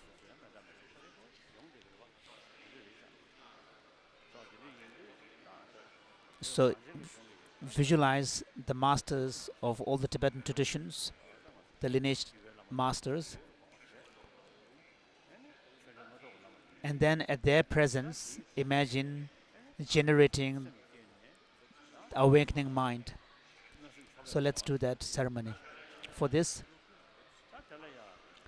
as I explained yesterday, so in Shantideva's text, in Guide to the Bodhisattva's Way of Life, he says that the, the, the Buddhas have reflected for eons and eons, and they saw that the altruistic intention is the greatest source of happiness for all beings. And the kind heart and the highest form of altruism is an altruistic intention accompanied by the factor of wisdom. And when you have such an altruistic mind, grounded in wisdom, then you have the ultimate cause that is the source of benefit for all beings. And then he goes on to explain, says that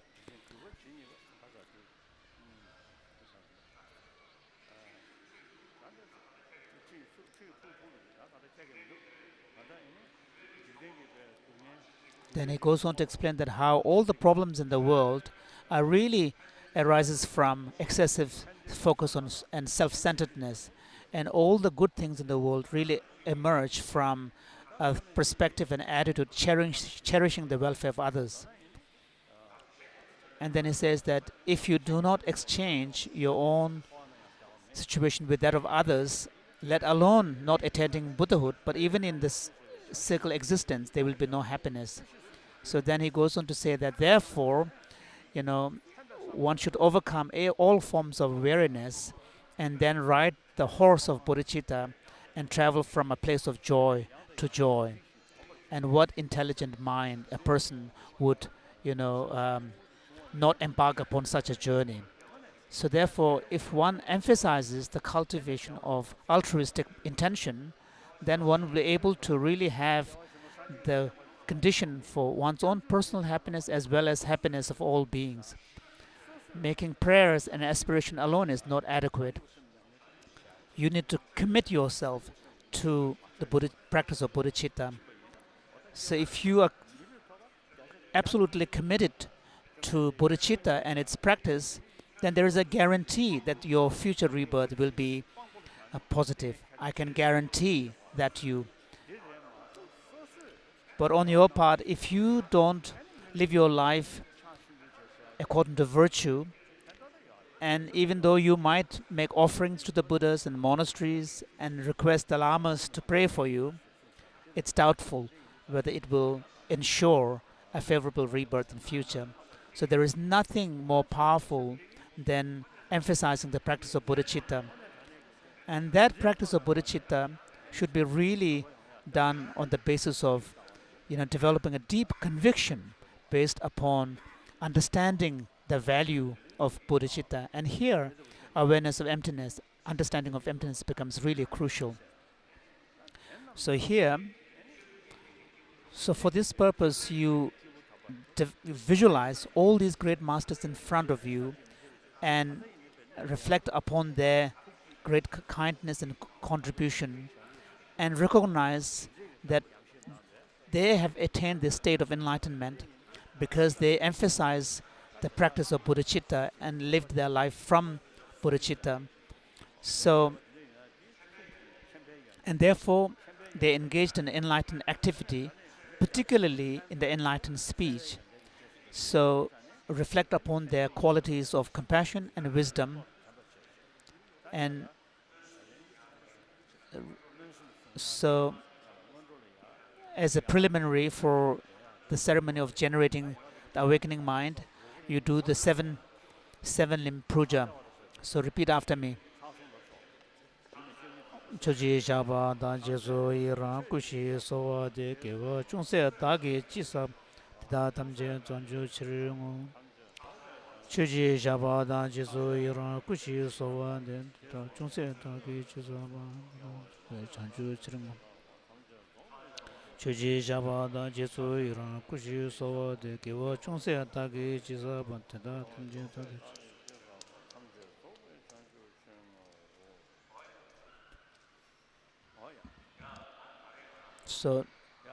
So at this juncture in our existence, we have attained a human birth, and without human existence, we will not be able to reflect upon Dharma. So even though we had attained a human birth, if we don't have all the necessary conditions that are conducive to the practice of Dharma, then again it will be a problem. But that's not the case. We have the opportunity and facility to practice Dharma on our part. Individually, we happen to have faith and admiration of the Buddha Dharma.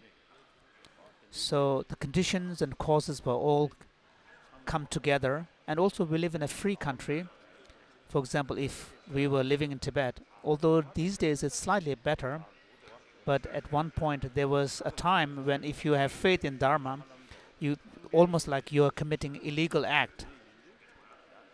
So we are living in a free country, so we have the opportunity and freedom.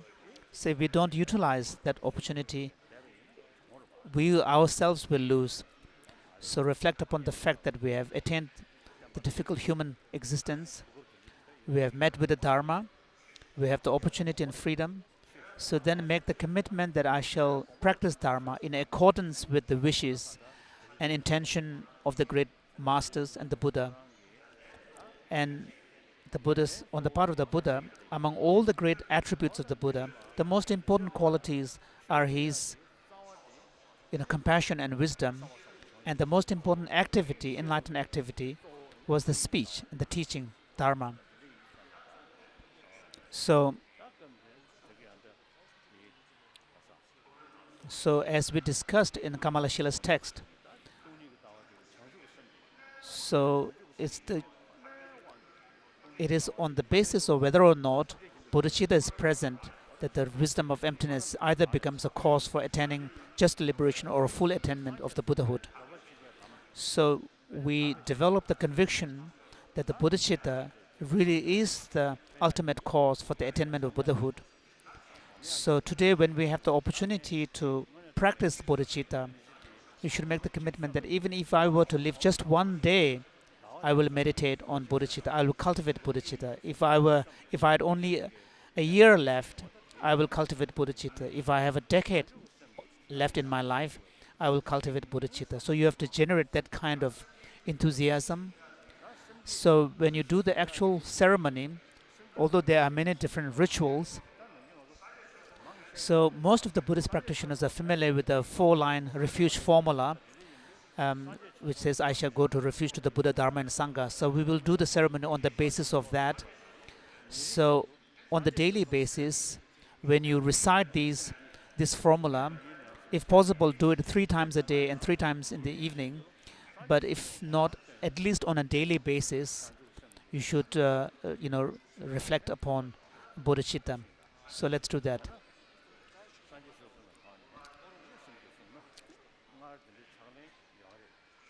So there was a tradition in Tibet where they use simply this refuge formula as part of the ceremony for generating bodhicitta. Pujo Champa Rinpoche was a great meditator and practitioner and master. It was his custom as well. So let's do that. So here, so when we say to the Buddha, Dharma and the excellent assembly, so these are the 3 objects of refuge. The Buddha is the teacher, the one that shows the actual refuge. Dharma is the actual refuge, and Sangha, the spiritual community, are the companions for seeking the refuge. So the actual refuge is the Dharma. So there is the scriptural Dharma and the scripture in the form of realization. So the true Dharma are the cessation and the path. And why they are the true refuge is because when you actualize them within yourself, that's how you are saved. Because the moment you actualize cessation, the moment you actualize the path of wisdom of emptiness, it immediately, directly combats with the innate grasping and inherent existence. So once you cultivate that wisdom of no self, then it gradually undermines and eventually leading to total elimination of the ignorance. So analogically, the Buddha is like a physician, Dharma is like the medicine, and the Sangha is like a nurse that help you go through the healing process. So, and the Buddha is actually the teacher or like a physician, and Dharma is like the medicine and the actual teaching. So Buddha shows us the Dharma, and the Dharma you yourself have to actualize. And the true Dharma, true refuge, really is the Dharma. So you said that I shall go for refuge until my enlightenment. So the word for enlightenment in Tibetan is Changchup, composed of 2 syllables.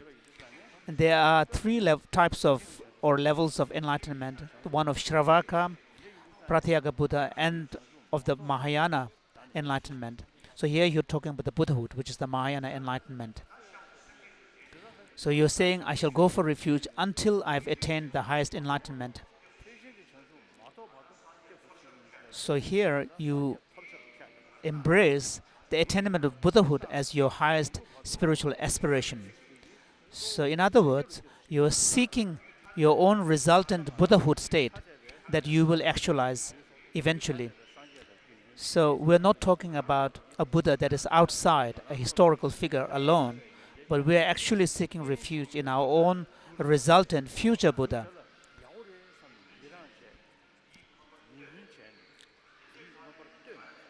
So you cultivate a faith in the form of admiration, the faith in the form of emulation, because you want to become like a Buddha, you want to actualize the Buddha within you, and then you develop a faith of conviction.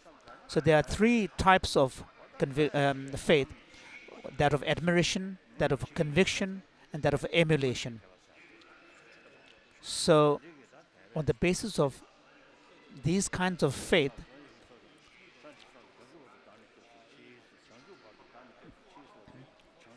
so you're saying that I shall go for refuge until I've attained the Buddhahood.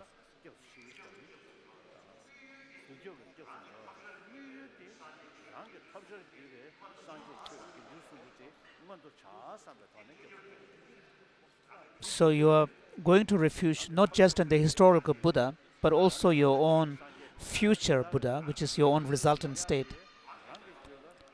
And based on developing deep admiration in the truth of the Dharma, and conviction in the truth of the Dharma, and wanting to emulate the examples of the Buddha.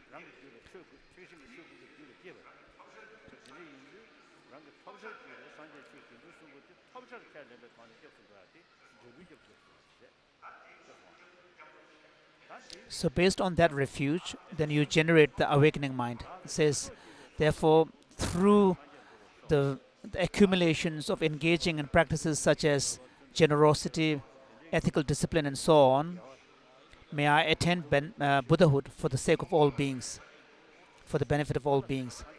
So the purpose of engaging in all of these activities is to attain Buddhahood for the benefit of all beings.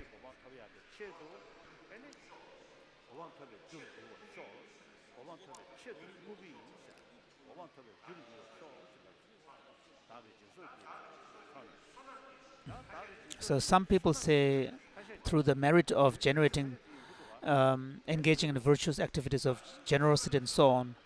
But merit is okay, but maybe accumulations is better because it includes both merit and wisdom. Because merit refers more to the virtuous activities belonging to the method aspect of the path.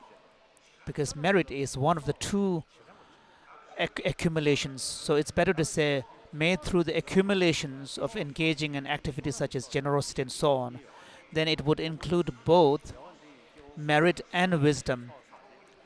So as Nagarjuna talks about how the 2 bodies of the Buddha, the truth body and the form body, are results of 2 accumulations, which are merit and wisdom, which arises on the basis of the understanding of the two aspects of reality, the conventional and the ultimate.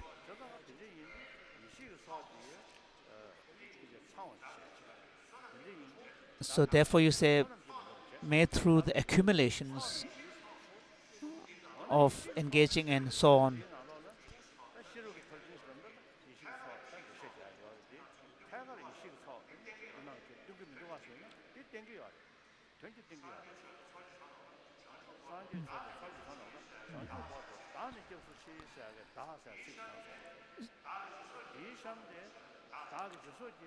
So in fact the wisdom is included, because when you say, I shall go for refuge to the Buddha, Dharma and Sangha, so there's a reference to the word I, is supposed to invoke your understanding of the illusion-like understanding of the existence of self.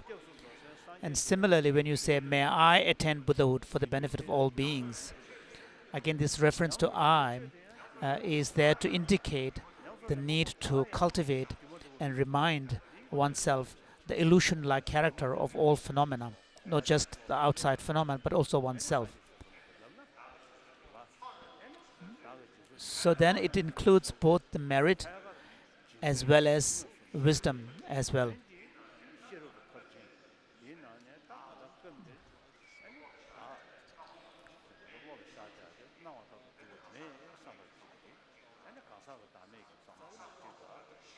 So here, when you reflect deeply upon the word self or I, you will be able to cultivate the wisdom of no self of person, but also the wisdom of phenomena, no self of phenomena, such as the aggregates of body and so on. So yesterday we had a lot of discussions about how even consciousness is composed of series of moments. Anything that has continuity, when you dissect the individual moments of the continuum, nothing can be found. So here you need to be able to bring to your mind the understanding of emptiness. In this way, if you practice it, it becomes powerful. So then you say, may I attain Buddhahood for the benefit of all beings. So here you are dedicating all your virtues accumulated through body, speech and mind, not for your own personal interest, but for the benefit of all beings.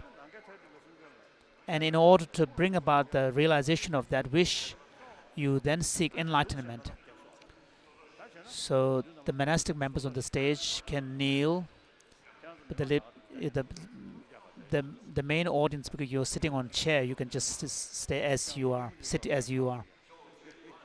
So you can also exercise your knees a bit.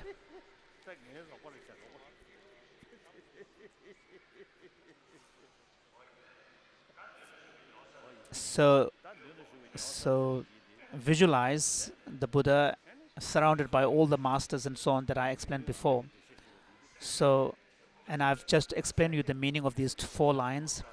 So bring them to your mind, and in the presence of this great assembly, you should make the pledge that I am going to generate the awakening mind. So repeat after me. Sanje Chodan Soji Chonam La Chanju Bardo Dane Kyapso Che Tage Jin So Jebe Chonam Ki Dola Benji Sanje Dubara Show. Repeat after me the second time, and during this time as well, reinforce your visualization of the assembly in front of you and generate the intention that I shall follow in the examples of the great Buddhas and Bodhisattvas by first generating the awakening mind and then engaging in the path and accumulating the merits and wisdom, and then work for the benefit of all beings. So, and all of us are pervaded by the Buddha nature, and the Buddha's enlightened activity, rays of that, reaches to all of us. So each of us possesses within ourselves the seed for the attainment of Buddha's wisdom. So, and what is needed is to awaken that. So repeat after me. Sanje Chodan Soji Chonam La Chanjo Badu Dane Kyapsochi. Tage Jinso Jebe Sanamgi. Dola Penji Sanje Dubarasho.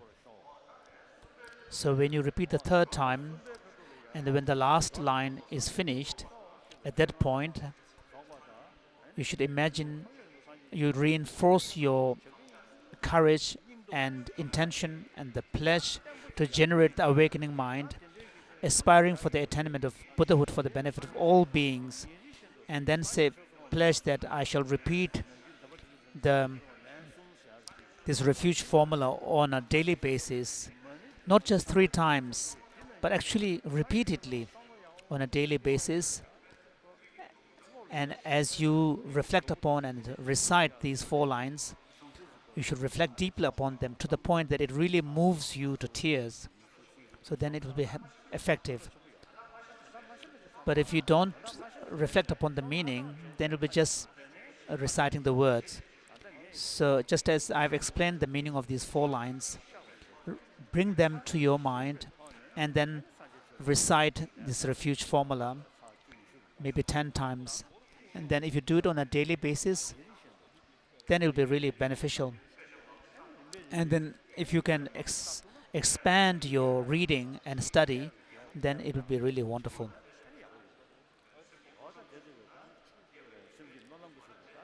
So with these in your mind, repeat after me the 3rd time. Sanje Chodan Soji Chonam La. Chanjo Badu Dane Kyapsochi. Tage Jinso Jebe Sonamgi. Dola Penjre Sanje Dubarasho. Chanjo Simjo Rumbuche. Majeba Nam Jikuch. Keba Nyamba Mebaya. Kone Kondo Pevarasho. Tindu the Zendibui. Me Siba Leporto. Tre Sanje Resoje. Sanje Sezuta Jurto. Tane Dagi Chineta. Ridatum Belezamte. Kime Zumberitella. Yabor Major Taracha. Sit down now. So with this, the ceremony for generating the awakening mind is done. Then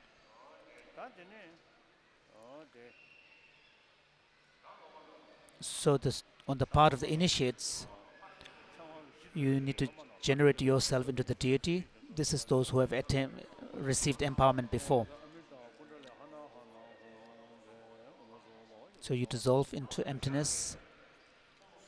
The Sanskrit mantra Om Svabhava Shuddha, Om, it's composed of 3 syllables, A, U, Ma, and each of them symbolize the body, speech, and mind, which is the basis upon which the sense of self arises. So the self is designated upon the combination of body, speech, and mind. And then Svabhava Shuddha means, purified by the inherent existence.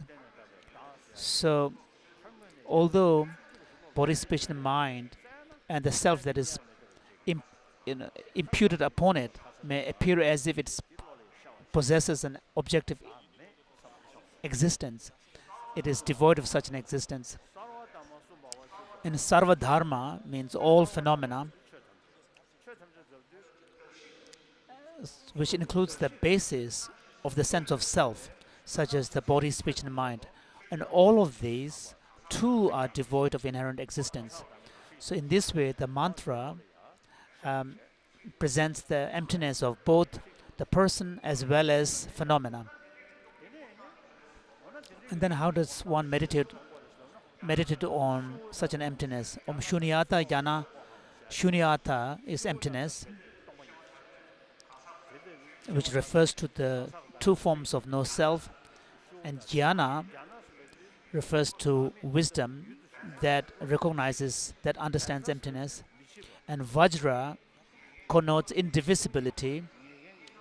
So the wisdom realizing emptiness has to be a non-dual wisdom that does not realize emptiness in a kind of a dualistic manner, but in a direct experiential way, without any form of duality.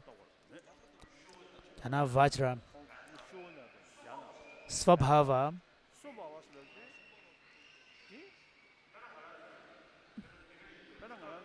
refers to the nature. So,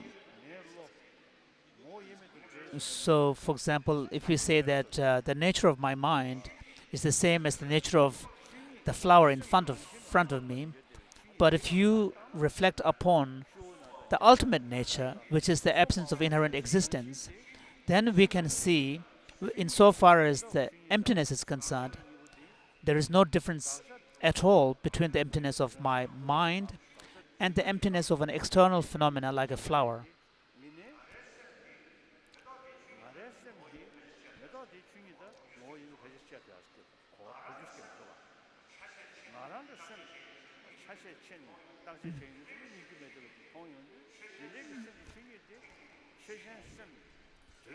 So the emptiness of mind is really indivisible from the mind itself.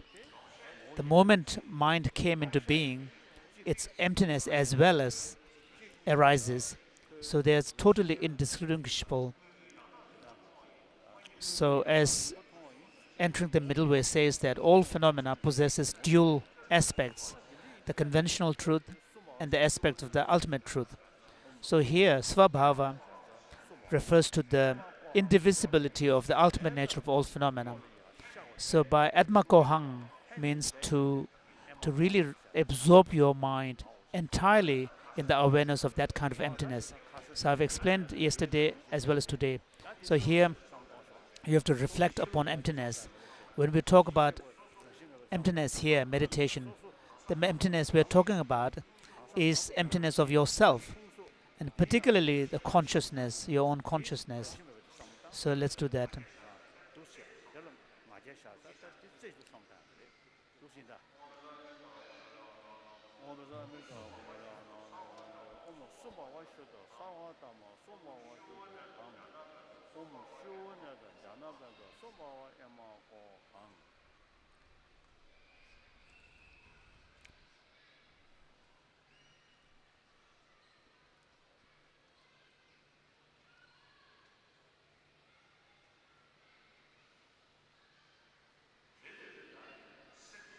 So the understanding of the emptiness of mind,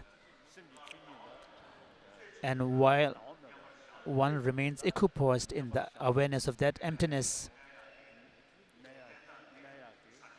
so when one has attained a state where one's mind is completely equipoised, never wavering from this is Buddhahood. Whereas the Bodhisattvas, although may realize emptiness directly, but during the post-meditation sessions, they still have dualistic perceptions. So the Buddhas remain unwavering and totally equipoised on emptiness. That's why the Buddha's direct perception includes that of both truths, the conventional as well as ultimate truth.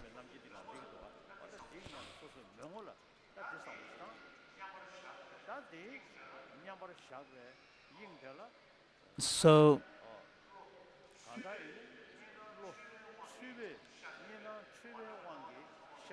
in this awareness of emptiness, all dualistic perceptions are dissolved. So here, one has to dissolve all perceptions and attitudes of ordinariness, and in that dissolved state, an empty state,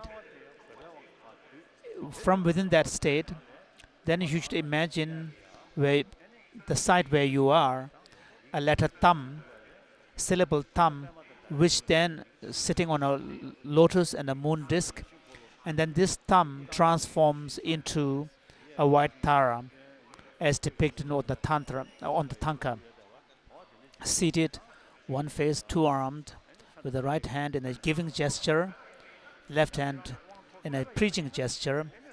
And if you haven't received empowerments before, then visualize white Tara at your crown, not yourself.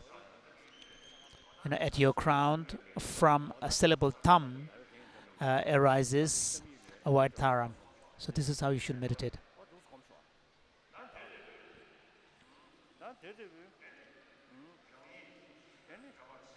So,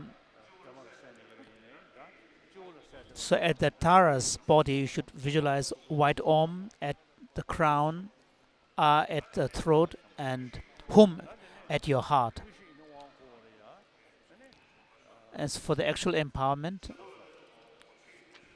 on the basis of Dharma and on the pills and so on. So first,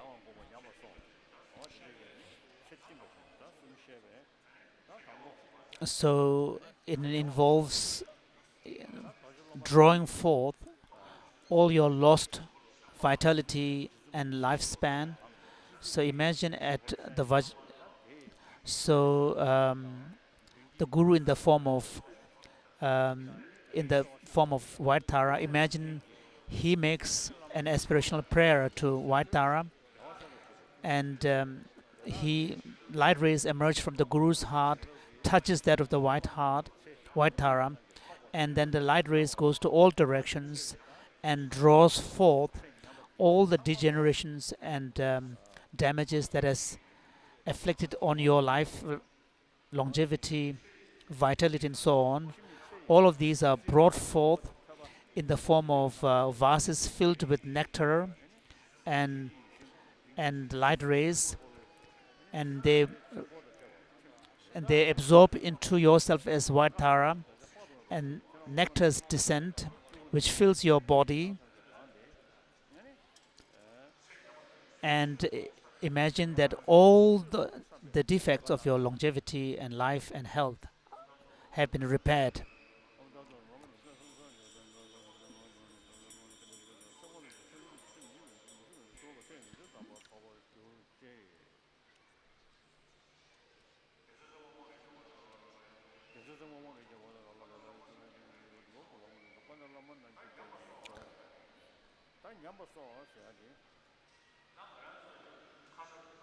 So yesterday we spoke briefly that there are external 5 elements and internal 5 elements, and how they are connected, and within the internal elements they are subtle and so on.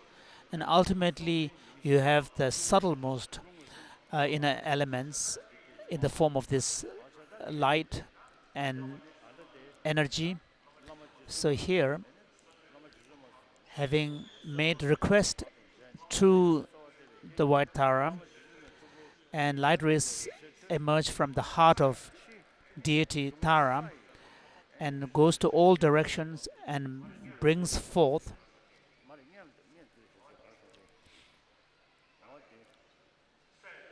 the vitality and essential elements from all the external elements from outside in the form of light rays, nectars, and so on.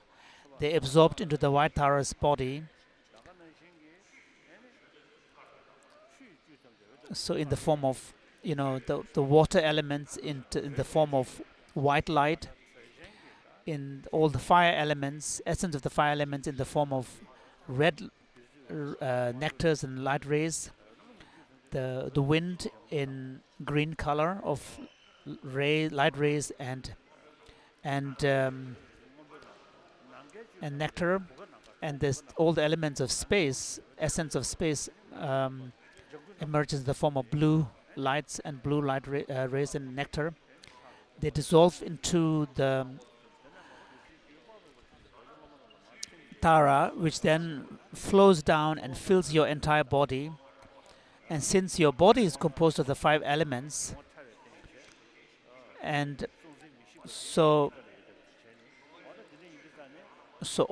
when all the vital essences of the elements are brought into your body, imagine that your lifespan, your energy, and your vitality have all been repaired and restored.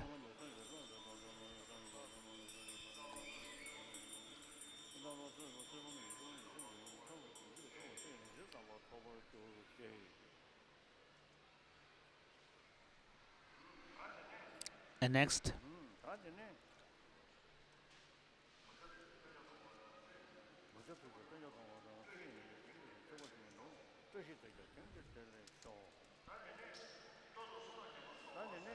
so next is restoring your power and merits, good merits. So for here, as you make a fervent request to White Tara and the Guru, light rays radiate from the heart of White Tara to all directions and draw forth the power, force, and the good merits of all the celestial beings, and so on. And also from various sentient beings on the earth, such as human beings and so on, and from the Nagas, underground Nagas and so on, their good merits and their power, influence, and so on are drawn forth in the form of various auspicious symbols, like the 8 auspicious symbols and so on, and they dissolve into you. And as a result of this, imagine your force, your vitality, and merits are all restored. And in this way, you attain the power of longevity.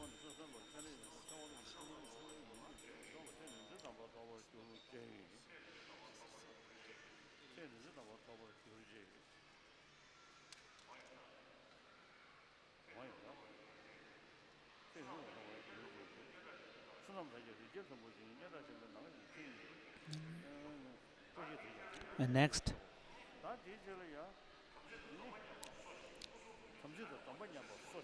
so restore one's broken vows and precepts and so on. So due to the power of making fervent request to the Guru and the meditation deity Tara, White Tara, light rays radiate from their heart towards all directions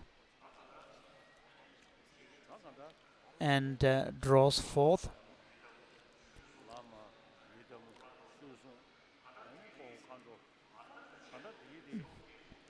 And since all the Buddhas and Bodhisattvas of the past have really generated the awakening mind for the benefit of all sentient beings like ourselves, so the welfare of all sentient beings like ourselves is their of utmost concern.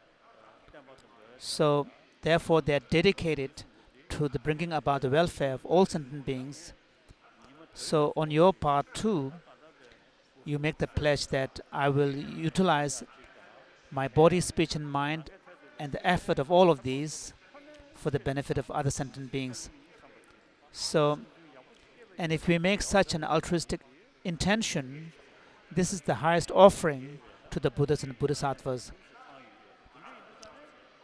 So, because our welfare is of their utmost concern, when we think along similar lines, we will receive the blessings from the Buddhas and Bodhisattvas.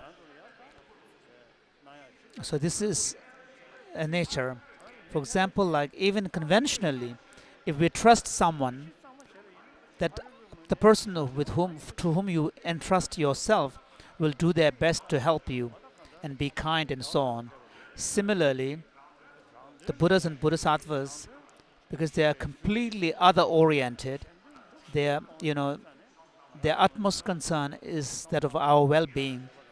So if we live according to their principle, then we lay the foundation for pleasing them. So in this way, we receive blessings. So then, imagine that the blessings of body, speech, and mind of all the Buddhas in all 10 directions and Bodhisattvas, they are drawn forth in the form of various sizes of images, mantras, as well as hand implements, as well as light rays and nectars. They emerge and then dissolve into your body. So as they dissolve into your body, you receive the blessings of the body, speech, and mind. So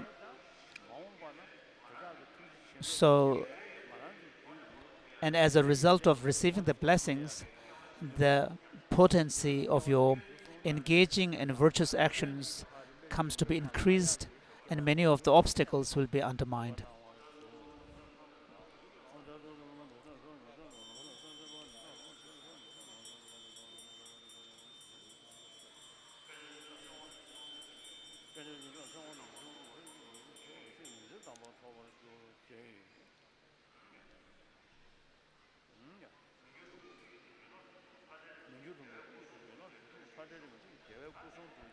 Next is dissolving the longevity deity into you.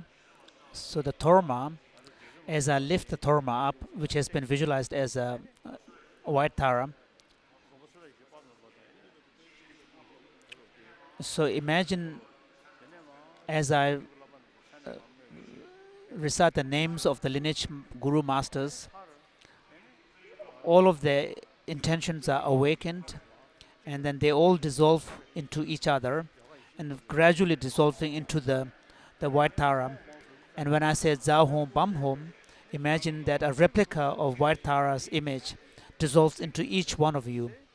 And in this way, all the obstacles to your longevity as well as good health are all overcome, eliminated, and establishes the basis for the arising of wisdom as well as altruistic intention,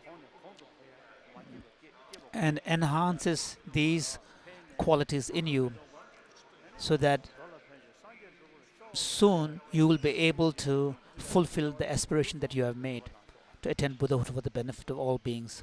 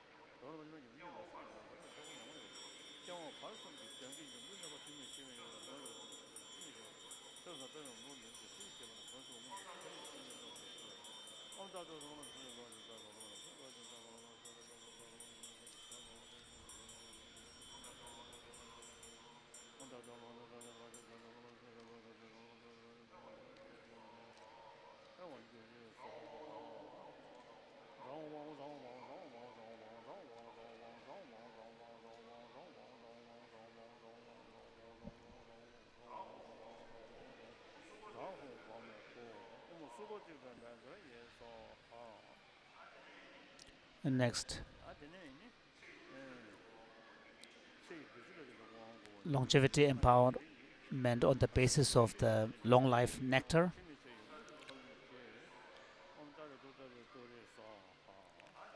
And next,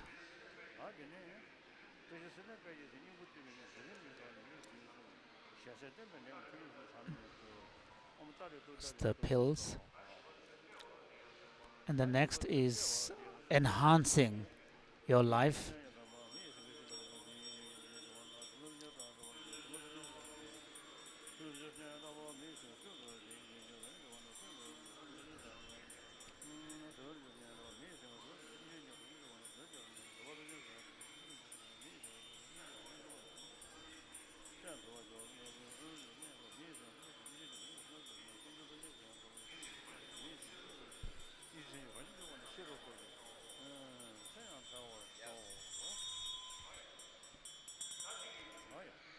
So with this, the longevity empowerment of White Tara is done.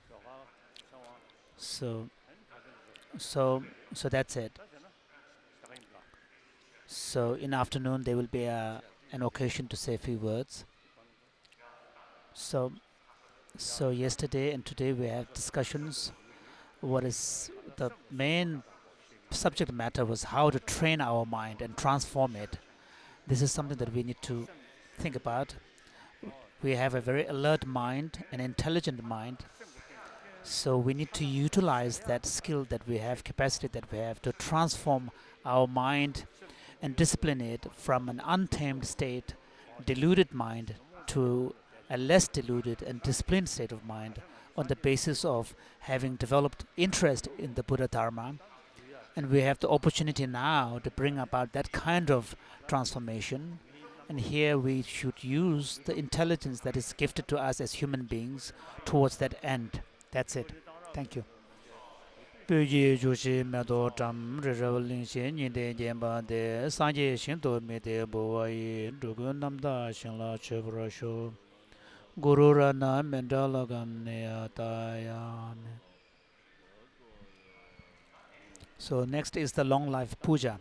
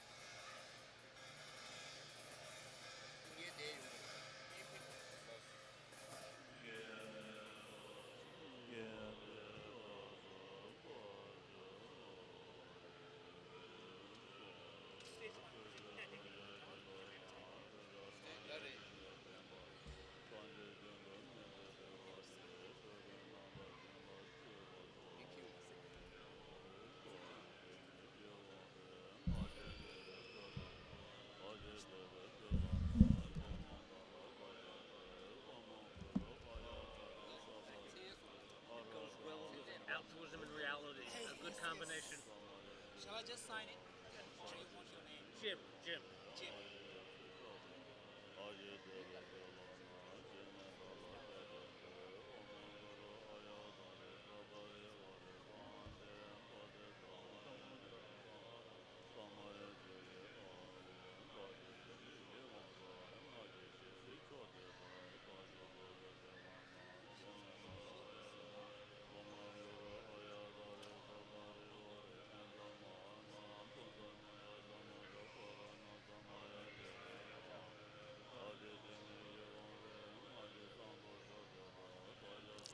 Have you started reading? Oh, yes. Oh my goodness, okay, you serious guy.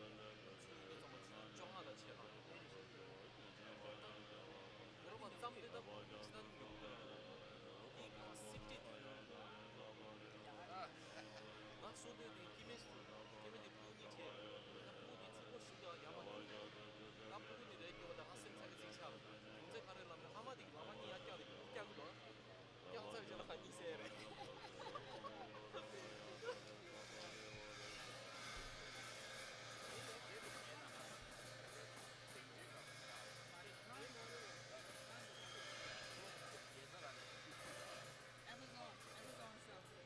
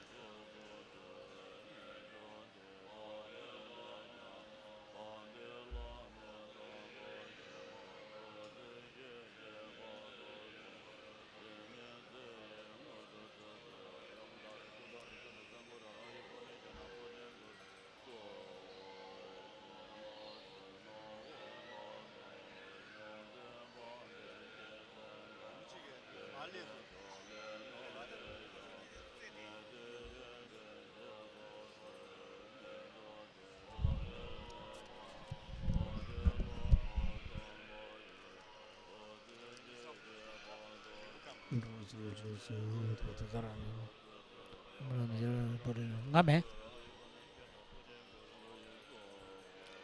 Oda Jen Chin Chen Long Boda Yen Chen No San Jen Bala Jen Chen Yen Chen So Su Ero Chen Ne Ja Ban De No Ma Na Du Se Chi Me Ngo Ji Ngo Tu Tsu So Rimdo Oda Jen Chen Chen Jen Jiru Jen So Su Ero Chen Ne Ja Jen No Ma Da Ban Anje De Chi Nan Ze Yen Ngo Tu Tsu Guru Ye So Azo Da Den Jamiyan Chakpa Da Kizun Lo San Tenpa Ya Nedre Necho Tiru Chene Jan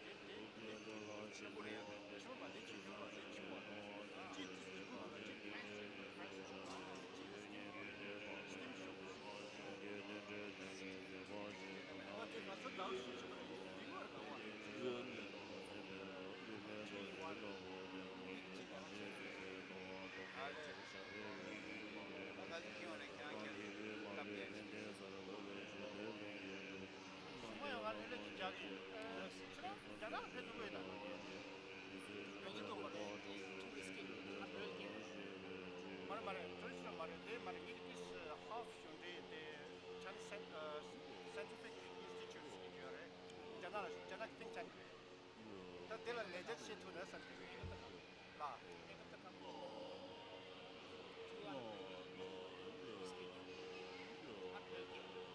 la man risky yo mare risky yo mare this shunde chirok kita presentation kachi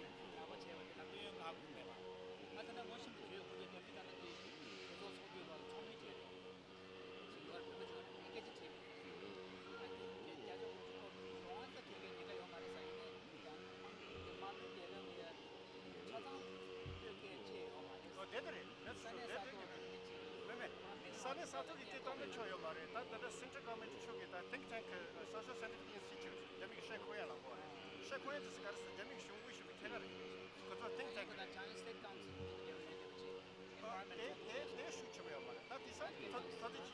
차로 다 디서 시내 다 유나이티드 프랑스 추침 차례 시진핑이 가족이 선충 안식이 사바로 내 청소지 고위에 스탠딩 커뮤니티 말다 폴리틱 뷰로 있다 커뮤니티 멤버 있다 that is 이파 that is a 슈치자다 자비기가 시야되는 채널 노래래 to be honest 채널 다 사바시야 채널 사바시야 좀 어서 디스슈죠 I'm in the middle 이기만 되거든 최근부터 채널 쓰면 이 채널 와래 there are contacts informal talk formal talk finalize 딱 맞춰 contact level 제 any year formal talk informal talk you finalize 딱 탑시치 나 잠시가 서로 디스플레이 맞춰 보고 we are staying online 샤자 데 소지야 소지를 잠시 사인지하는 차다 나다 세번치라 두대를 다니네 야 돼 말이 내 집에 있는 것은 내래 쭉 가리 인트레스트 in my life 이런 시기 세르바 목지라 이파이 모제로 and social scientific institute like 내가 시주바 이나 and 어비제 베니 유니버시티 and 칭화 유니버시티 딱 맞춰서 배워내라 the new generation scholars in China 개화처럼 만들었어요. 야 뭐야? 그래서 이게 내가 저런 데 빠지는 있었어요. 나 비율한테 얘기하는 친구들 인터프리테이션 프로그램 제가 프로페서가 와서 뒤지는데 배우기 가래 둘이 집에 시스템을 했어. 얘만처럼 내가 지치 말아. 이게 나한테 나 내가 산프란시스코 되는 거 그래서 실기 발리게 CEO 이 클럽처럼 내가 시작을 presentation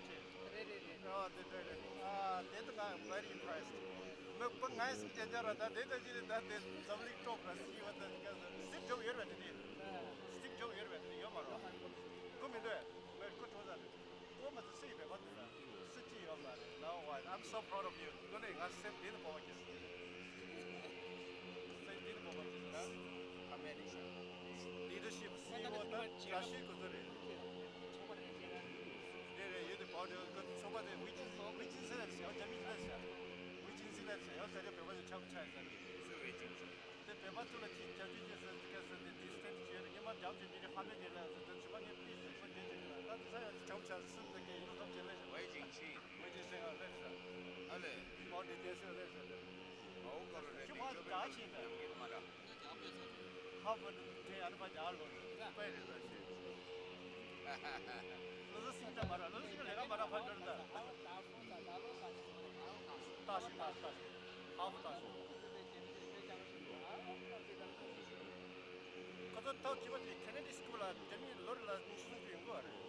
홍콩라 대 그거 뭐라 지를 추구지를 거기에 대 파니체 다 마요 인책 랭킹 should be mayo and above. 당연히 따구지사 하버 따구사니에 케네디 스쿨다 데미니 스쿨이 따구지를 주고도 왔다. 가지고 되는 거라. 따구지 하버 따구지 민지다 진짜 너무 좋아. 그 테마도 지금 봐봐 본다는. 하프 시오라. 시가라 학사 모시라 있고 본딩거는 뭐봐봐. 모시라 그들 주투미도 주마들이 그 내가 본딩 가는 인지 가려고 그랬는데 그때 chancellor of Cambridge University last governor of Hong Kong 모시라 그니 좋으래도 그거라 본다는 하프 세나세라 앞서 3년 메시지 지금 다음 주주 베이스 그 본다는 그 지치리 아우도 그건 기다려라 그건 잡지 처럼 캠브리지들이 레코멘데이션 잡지를 해 그런 장만 있어 자문이는 그치 콘텐츠도 좀 매우 많은가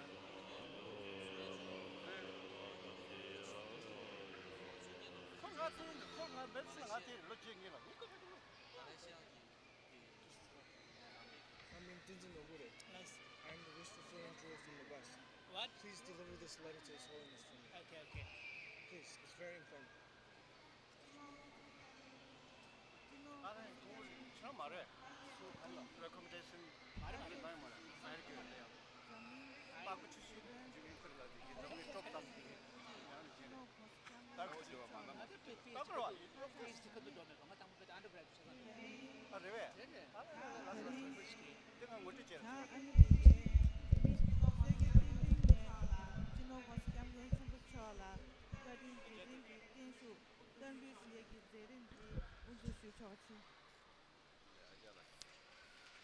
아래 얘기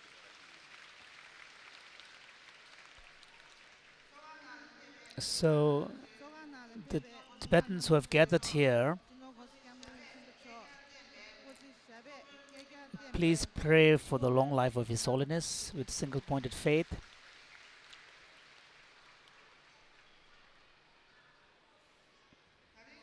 Here today, the long life offering. Among the people who are making offerings, there are representatives from different countries, as well as the Himalayan people who are represented here from from the communities in various parts of the country states here. Cambodians, Philippines, Chinese. Let me please briefly introduce each of them. Among the associations that are participating in this long life prayer, there is the committee for organizing it.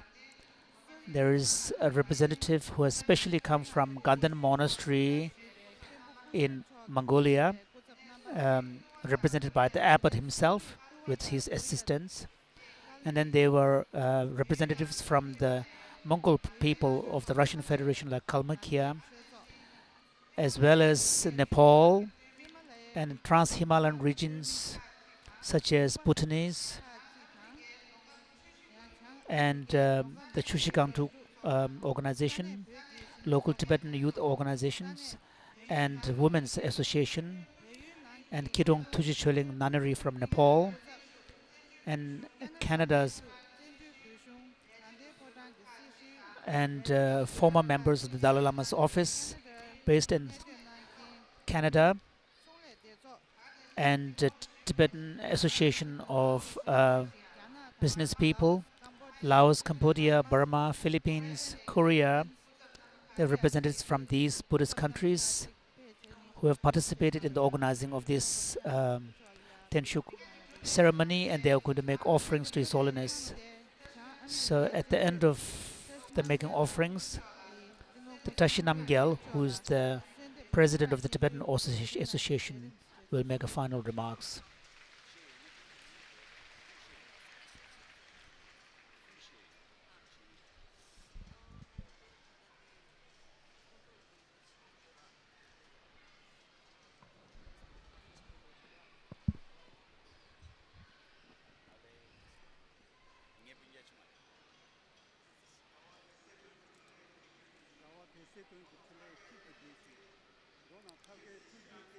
The object of veneration of many people, the world, the leader of the Tibetan people, His Holiness the Dalai Lama, and we pray that you live long. At your presence, let me say the following. So among your followers and believers, we have the Tibetan community of various associations in North America.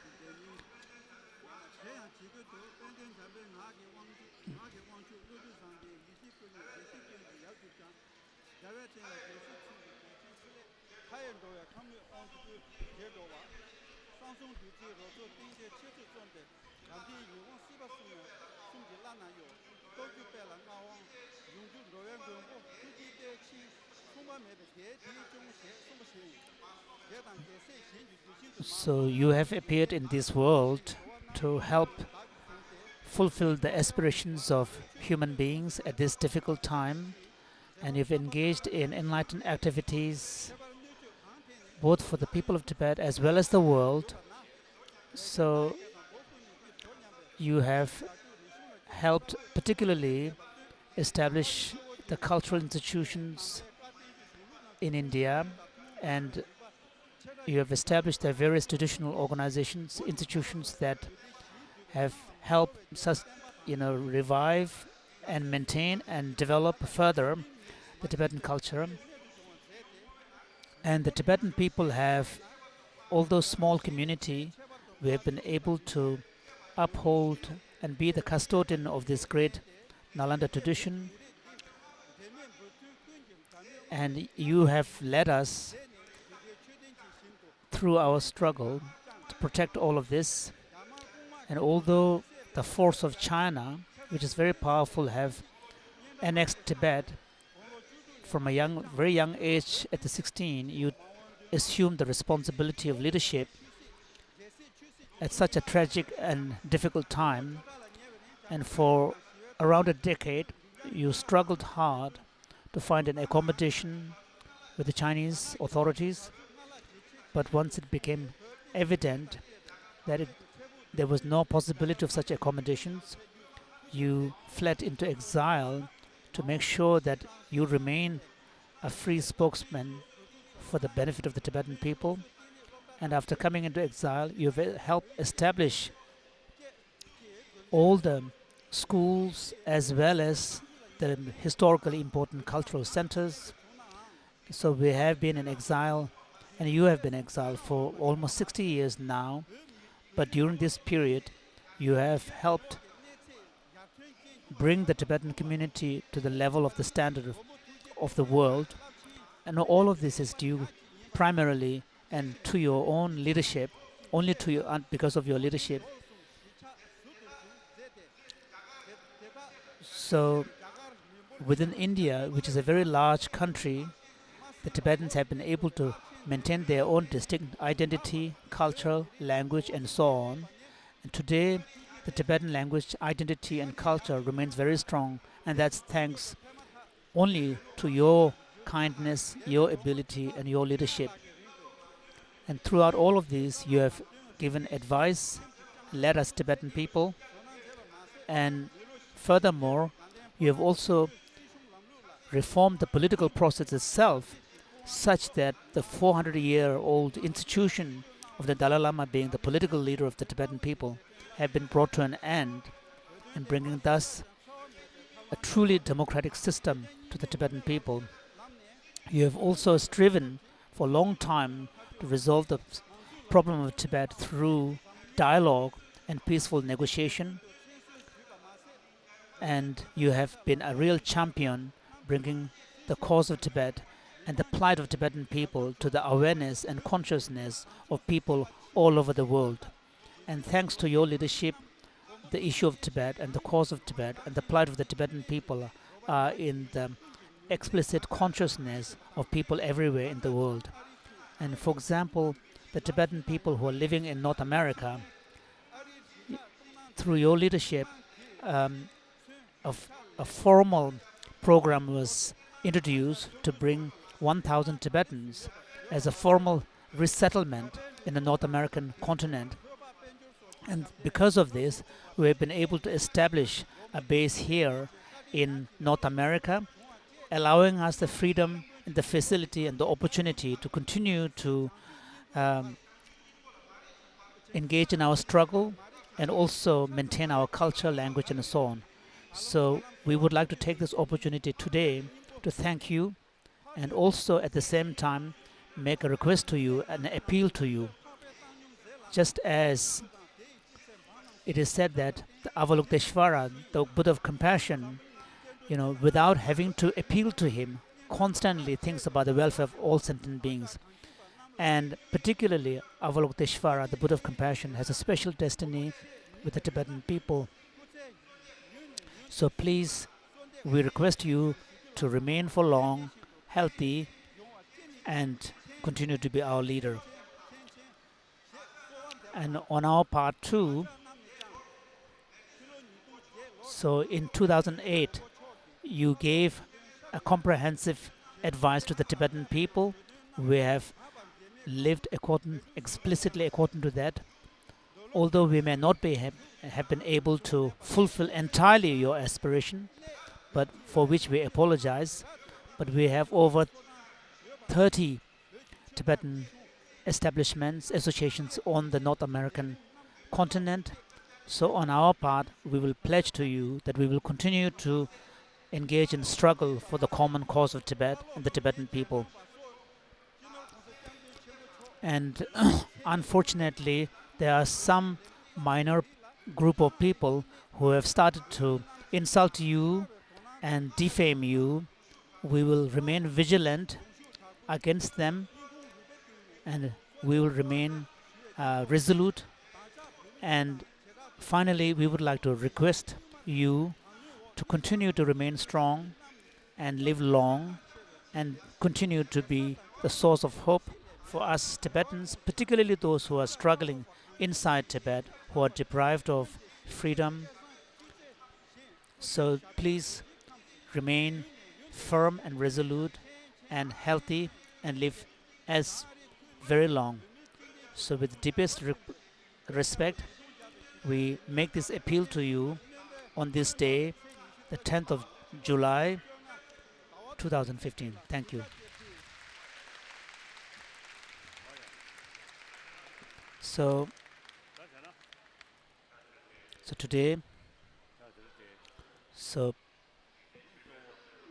primarily, not just with through mouths, but from a depth of your heart.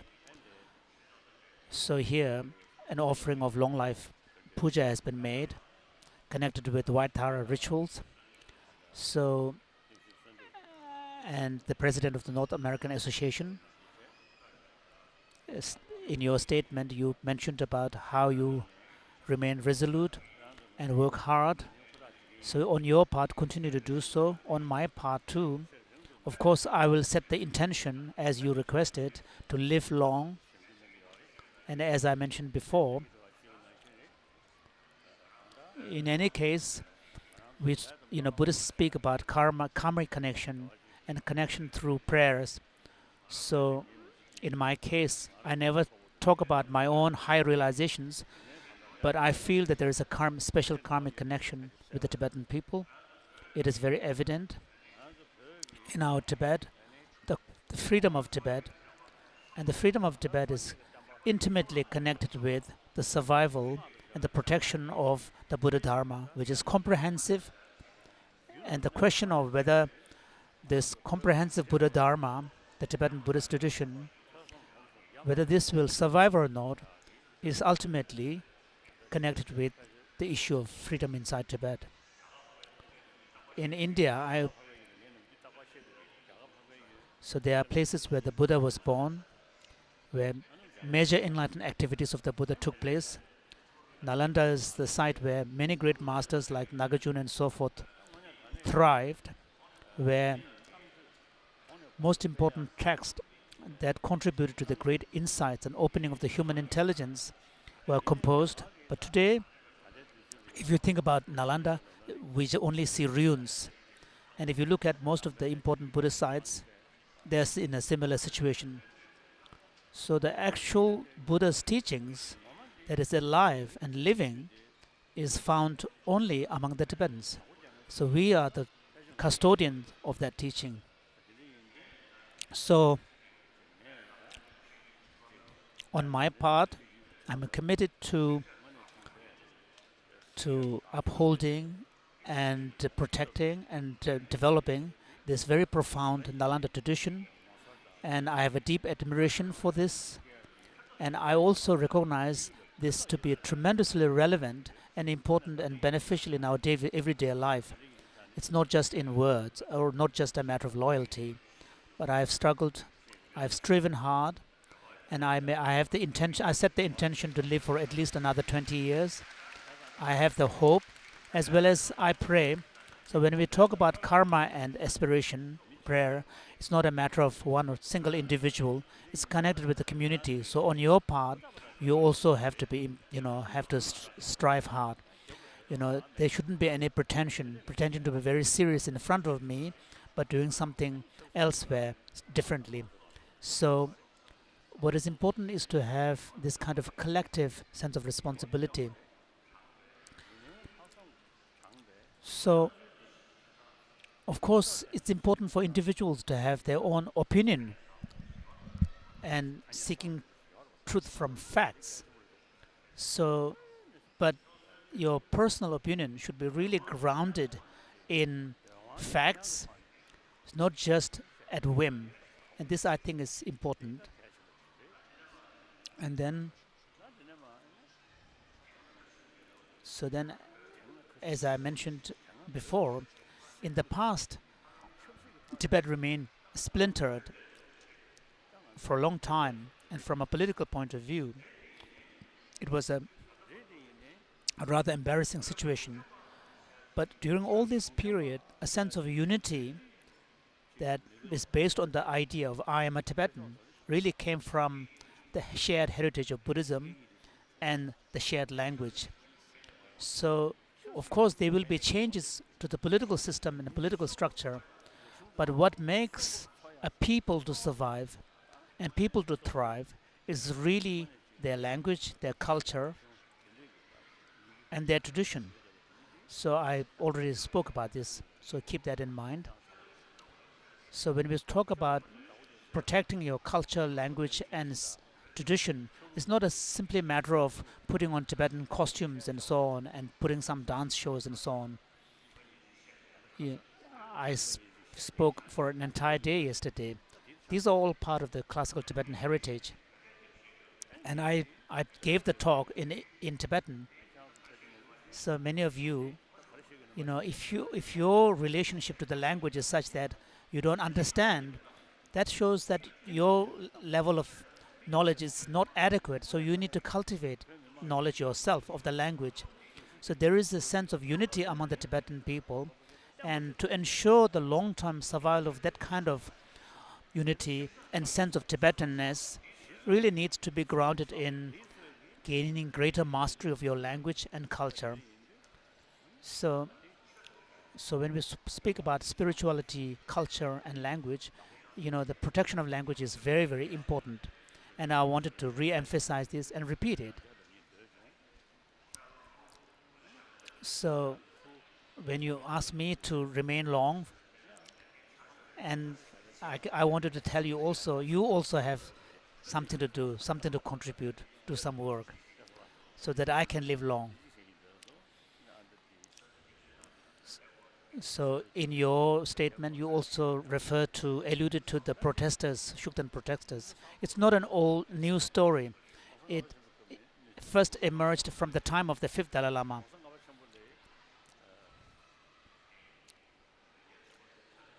So there were some, inauspicious events around the fifth Dalai Lama's time, and seems to be a pattern in that during the third Dalai Lama's time, there were also inauspicious events, and the spirit itself identifies as the ghost of the Gelugpas.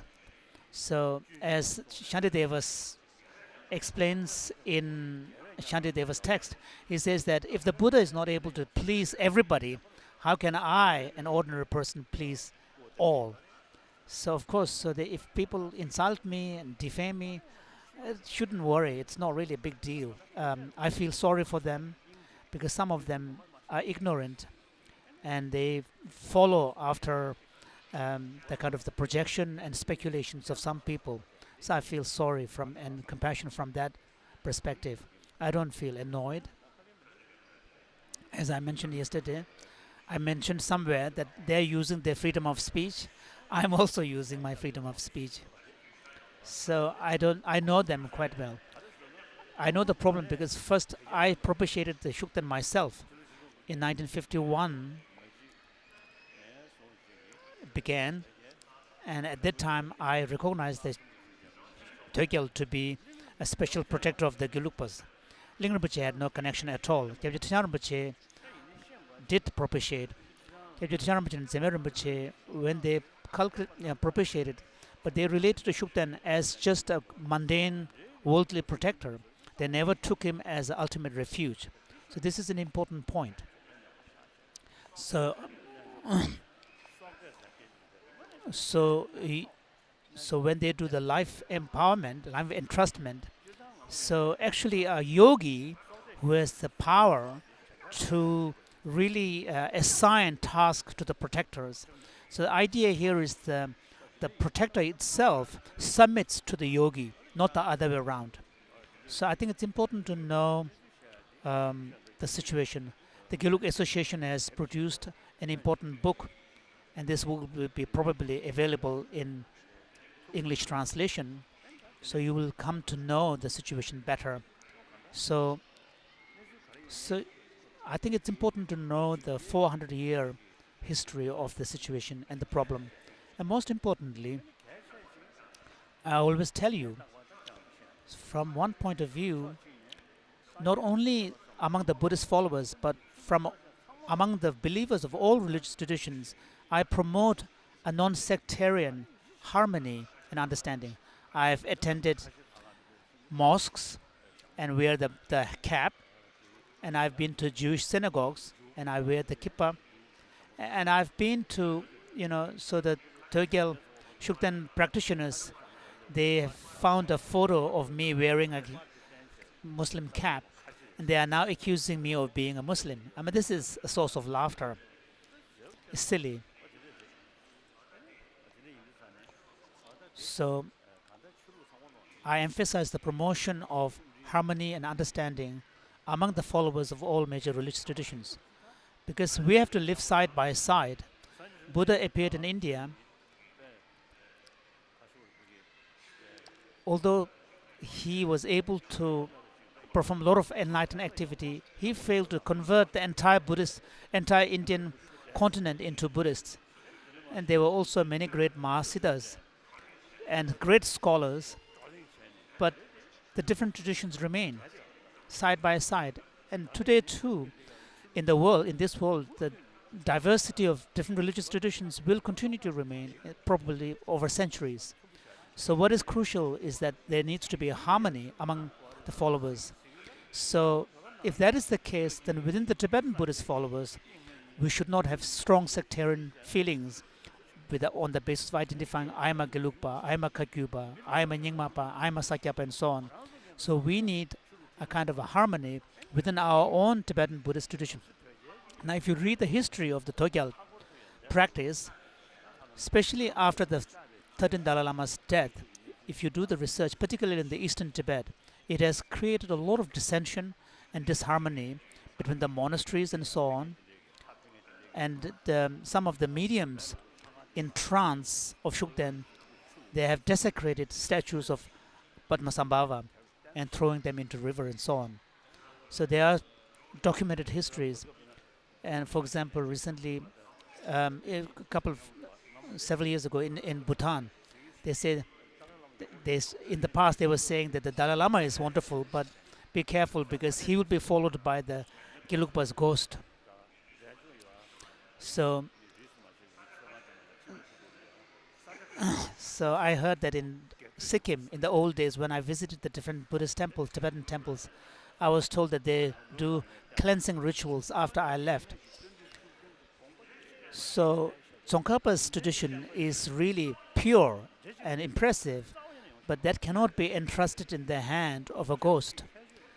The uniqueness and profundity of Tsongkhapa's tradition is found in the 18 volumes of Tsongkhapa. We could almost refer to Tsongkhapa as second Nagarjuna. I may be perhaps being biased because I'm from Amdo and Jeremy Tsongkhapa was from Amdo as well.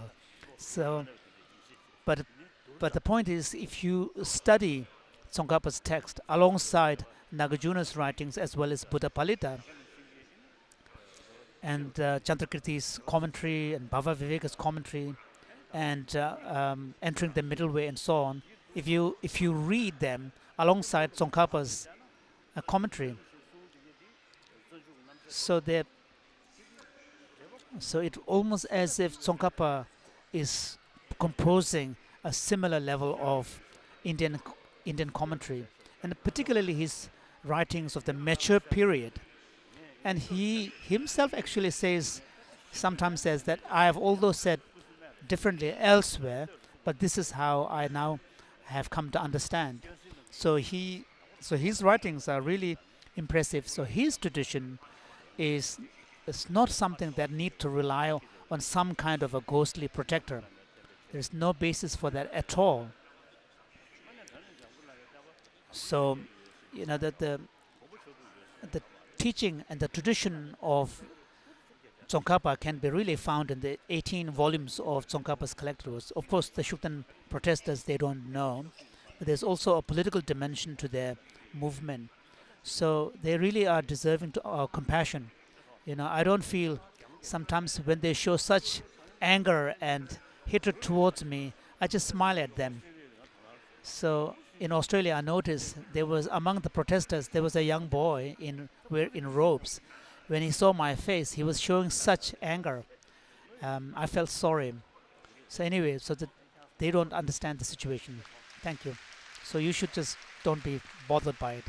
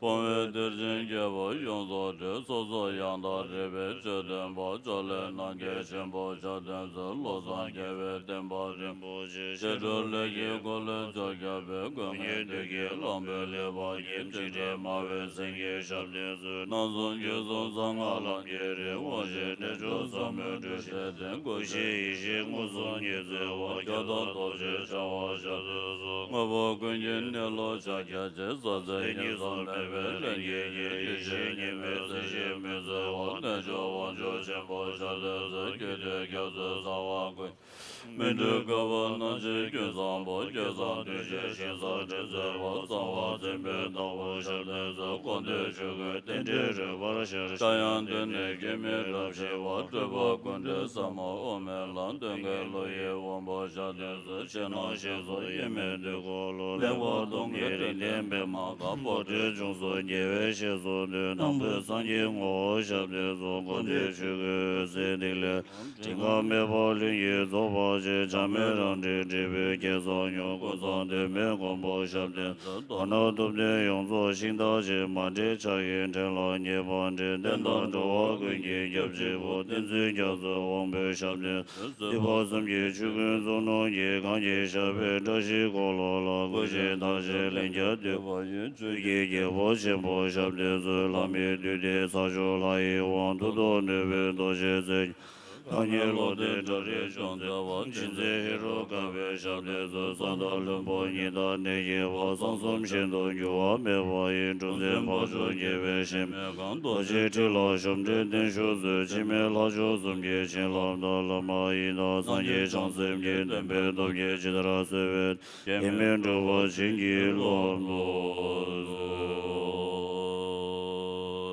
就我就到我心肝被我救，我被做不灭我是谁也做事，我被做这些我去这里忽悠一个做的结果的绕小的宝宝，罗怎不离罗巴郎去唱这每年绿大绿吧，我要当我要写有的大浪小中，这每年当这每年也到人不去了，把生别人的这些。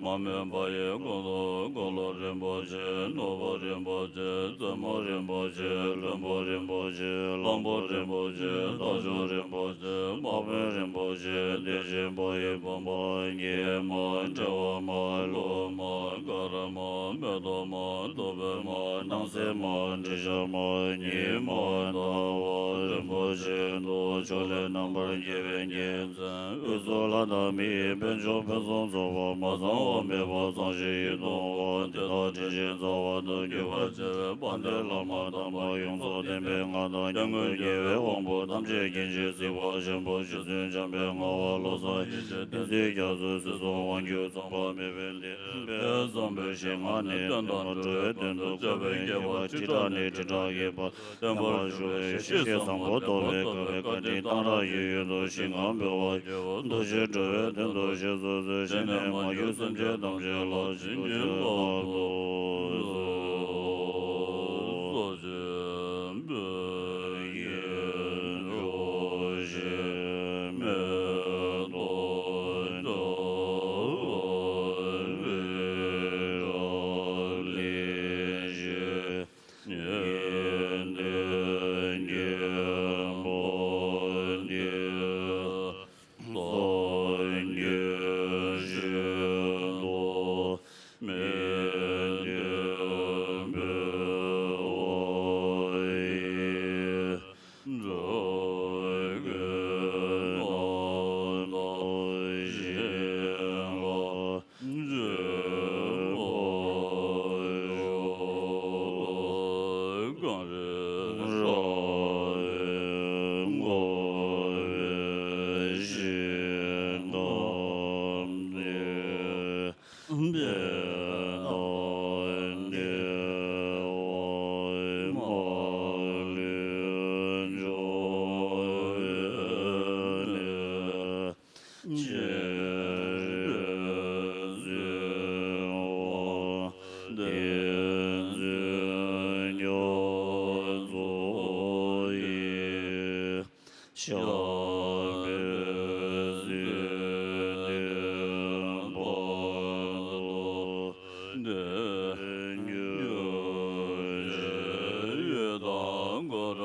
na men jo la mi ya do yo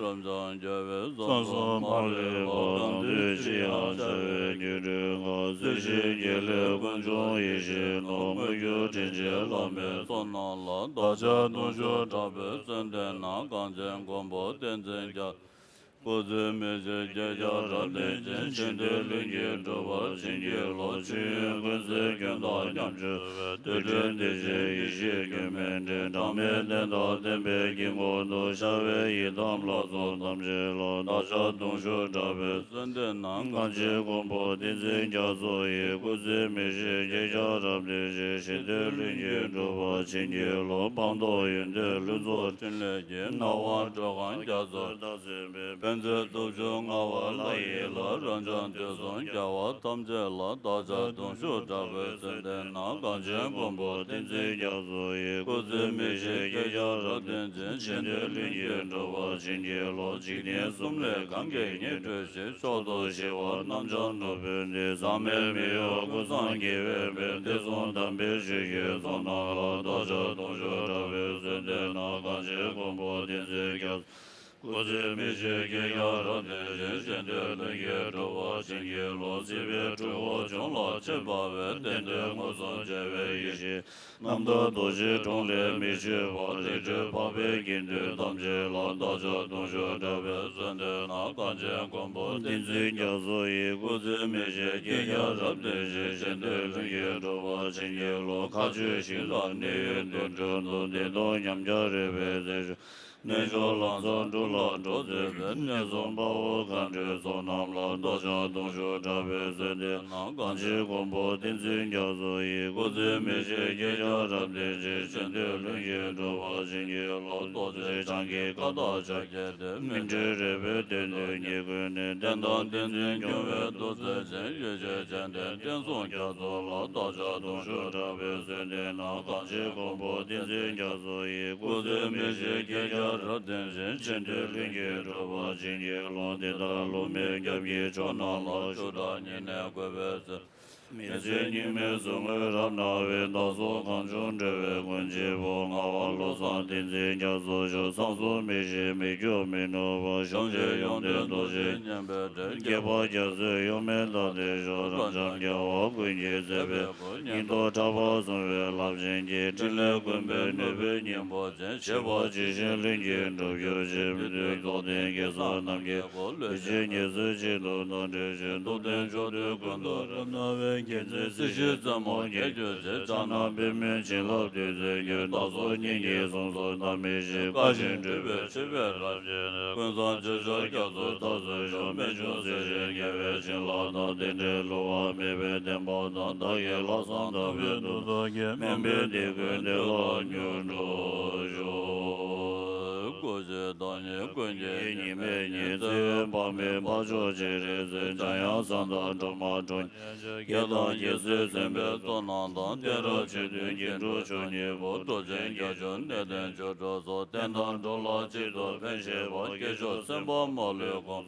do ba zhe ye zhang me nie wa re san na yi xie zong ye ra zo de gen zhen de wa da zhen de me de yong zo ge den yu ren ba yu ji kan ri zhong zo de lian na we go do ma zhen de gen lo zhe ye zo lo be ren zi zhe wa do ye de gang zhou ge de yu ren ba yu ji ya zhen ga ye no be ding gang do sa me zhou de zhe ye den zhe wo san ya ni de we ne ra do ze gang zhou ge de yu ren ba yu ji ka da we zi ning be long jie bo gong de chu ge wo zhu de we zi gun san de men ye zo zhe we do gang zhou ge de yu ren ba yu ji sa mo da da ya zhi zhe yang zuo dan be zong a di shen ye wei zhong ne le wang dan be zi gang zhong ye den yu ren ba jie jie den ne song jie di wei ye wei ga dan ba ji bu song do le zhe ba la ju di ne ga dan se ye ne gang zhong ye den yu ren ba yu xin da yu ma ba xie ba do xie zo chen la zhong ne ga jun no be zi zong me ren zhen ga zhen men zhong wa gang zhong ye den yu ren ba yu xi huan de ju gun len ye sem ye dan se nian zhe zhe ju gun mo do nan se huan de gun ya cha ya che gang zhong che den yu ren chin na rin ne dong a shong che ne che zi zang pe to den kyong ge ba la ri gun de che che sa gang zhong che den yu ren ba ju che sung a yin ju zhen ma shin den che kyu lam che bu nyam len che sam ne nen zhu wan zhu ke ju dang pe zi gang zhong che den yu ren ba ju che sa mo o men da da nyen che we san chen do che te pe rim ye lam sa se pe ye lo san che we den gang zhong che den yu ren ba ju che den ne sun che ju de shi ne yang zo lam ye mo go re na ma no nyam zo le me lo san zhong gang zhong che den yu ren ba ju che do yu shen da she ze me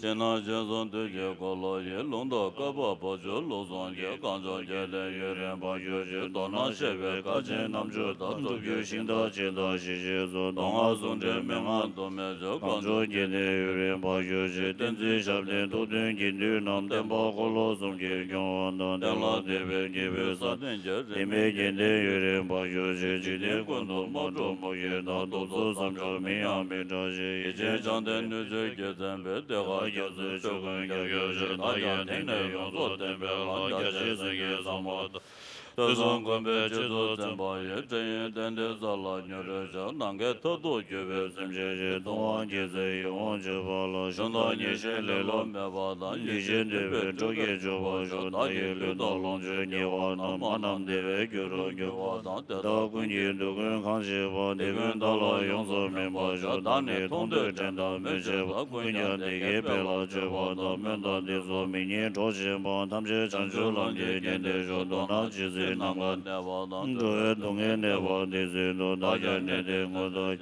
pen de che ba nyu do nyu san je na zi zo do tam she kyo ko wa shi da si do we san da sha ya do ba ko dam la ye la san je pa wa de la cha zi lo san jen den da da ye ngen ga wa ga shi shi ye wa da ye de wa da wa ye den ba yu re ba ju shi nyen ngen ne be she da da rang ye so wa yu da we san je bong ba je be je yu ren den ba ba ju shi bu da bo mo chong ma da no da lang ji xin da da ren ji chang ju shi da we den ba yu ren ba ju shi da ye san je rang san je nian de ba da dan zong da la ju shi we den ba yu ren ba ju shi ge wa che wa do ma da dong ye na so yong ju shi chang ju den do de ze we den ba yu ren ba ju shi da ye zu ren de shu dang ga do yu ren den je shi chu ju san je nian shi we den ba yu ren ba ju shi dang ge zhen zhi dang den we da do den je san je dang je de den do da den yu ren ba ju shi su ju da do den je san je nian ma ye san je nian su je je we den ba yu ren ba ju shi dang den nam dar zang me dang den je gang ge ji nie wa gun be de de da ge ne den ba yu ren ba ju shi yi shi den do da ge nge ga do na da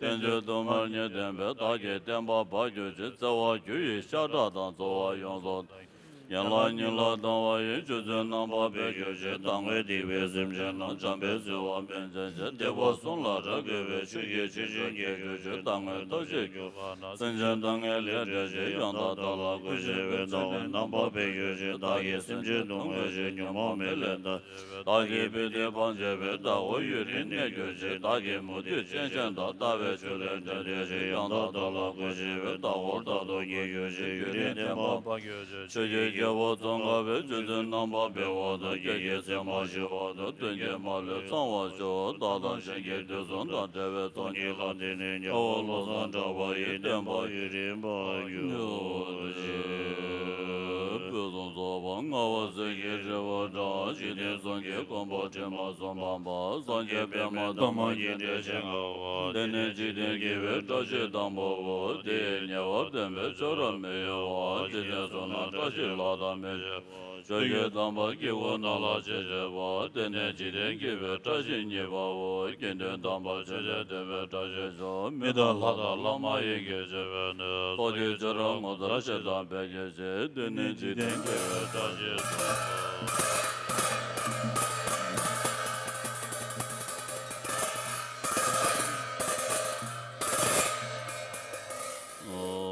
zeme yun de kya zhe pen nga shen nyam zhong zho la bo zhe da gang be de zong de zhe sa da la ma zhe da je ten be me nga de 自觉动作用作特别等藏类样别本的白多也等真个当智慧给我拿这这拿这找我没这两眼这边用那边把门都给那边娘到都这个那怎么给直播关系呢的话叫做给我刚说全天见到那那就老日本也这么多年个这边找到这边就牛到这边都这都往给牛毛的也牛呗当时日本这边你这也没人给我到那浪到没用到这样的在外边老就是人都那边这边的用到边这上网跟着去这种的搞定了这边给说你都这等到等等这些上来了这边了说浪这用到的搞我家的这边给我那真跟着都是跟我这多那恐怖这些生活给这些给我见了看这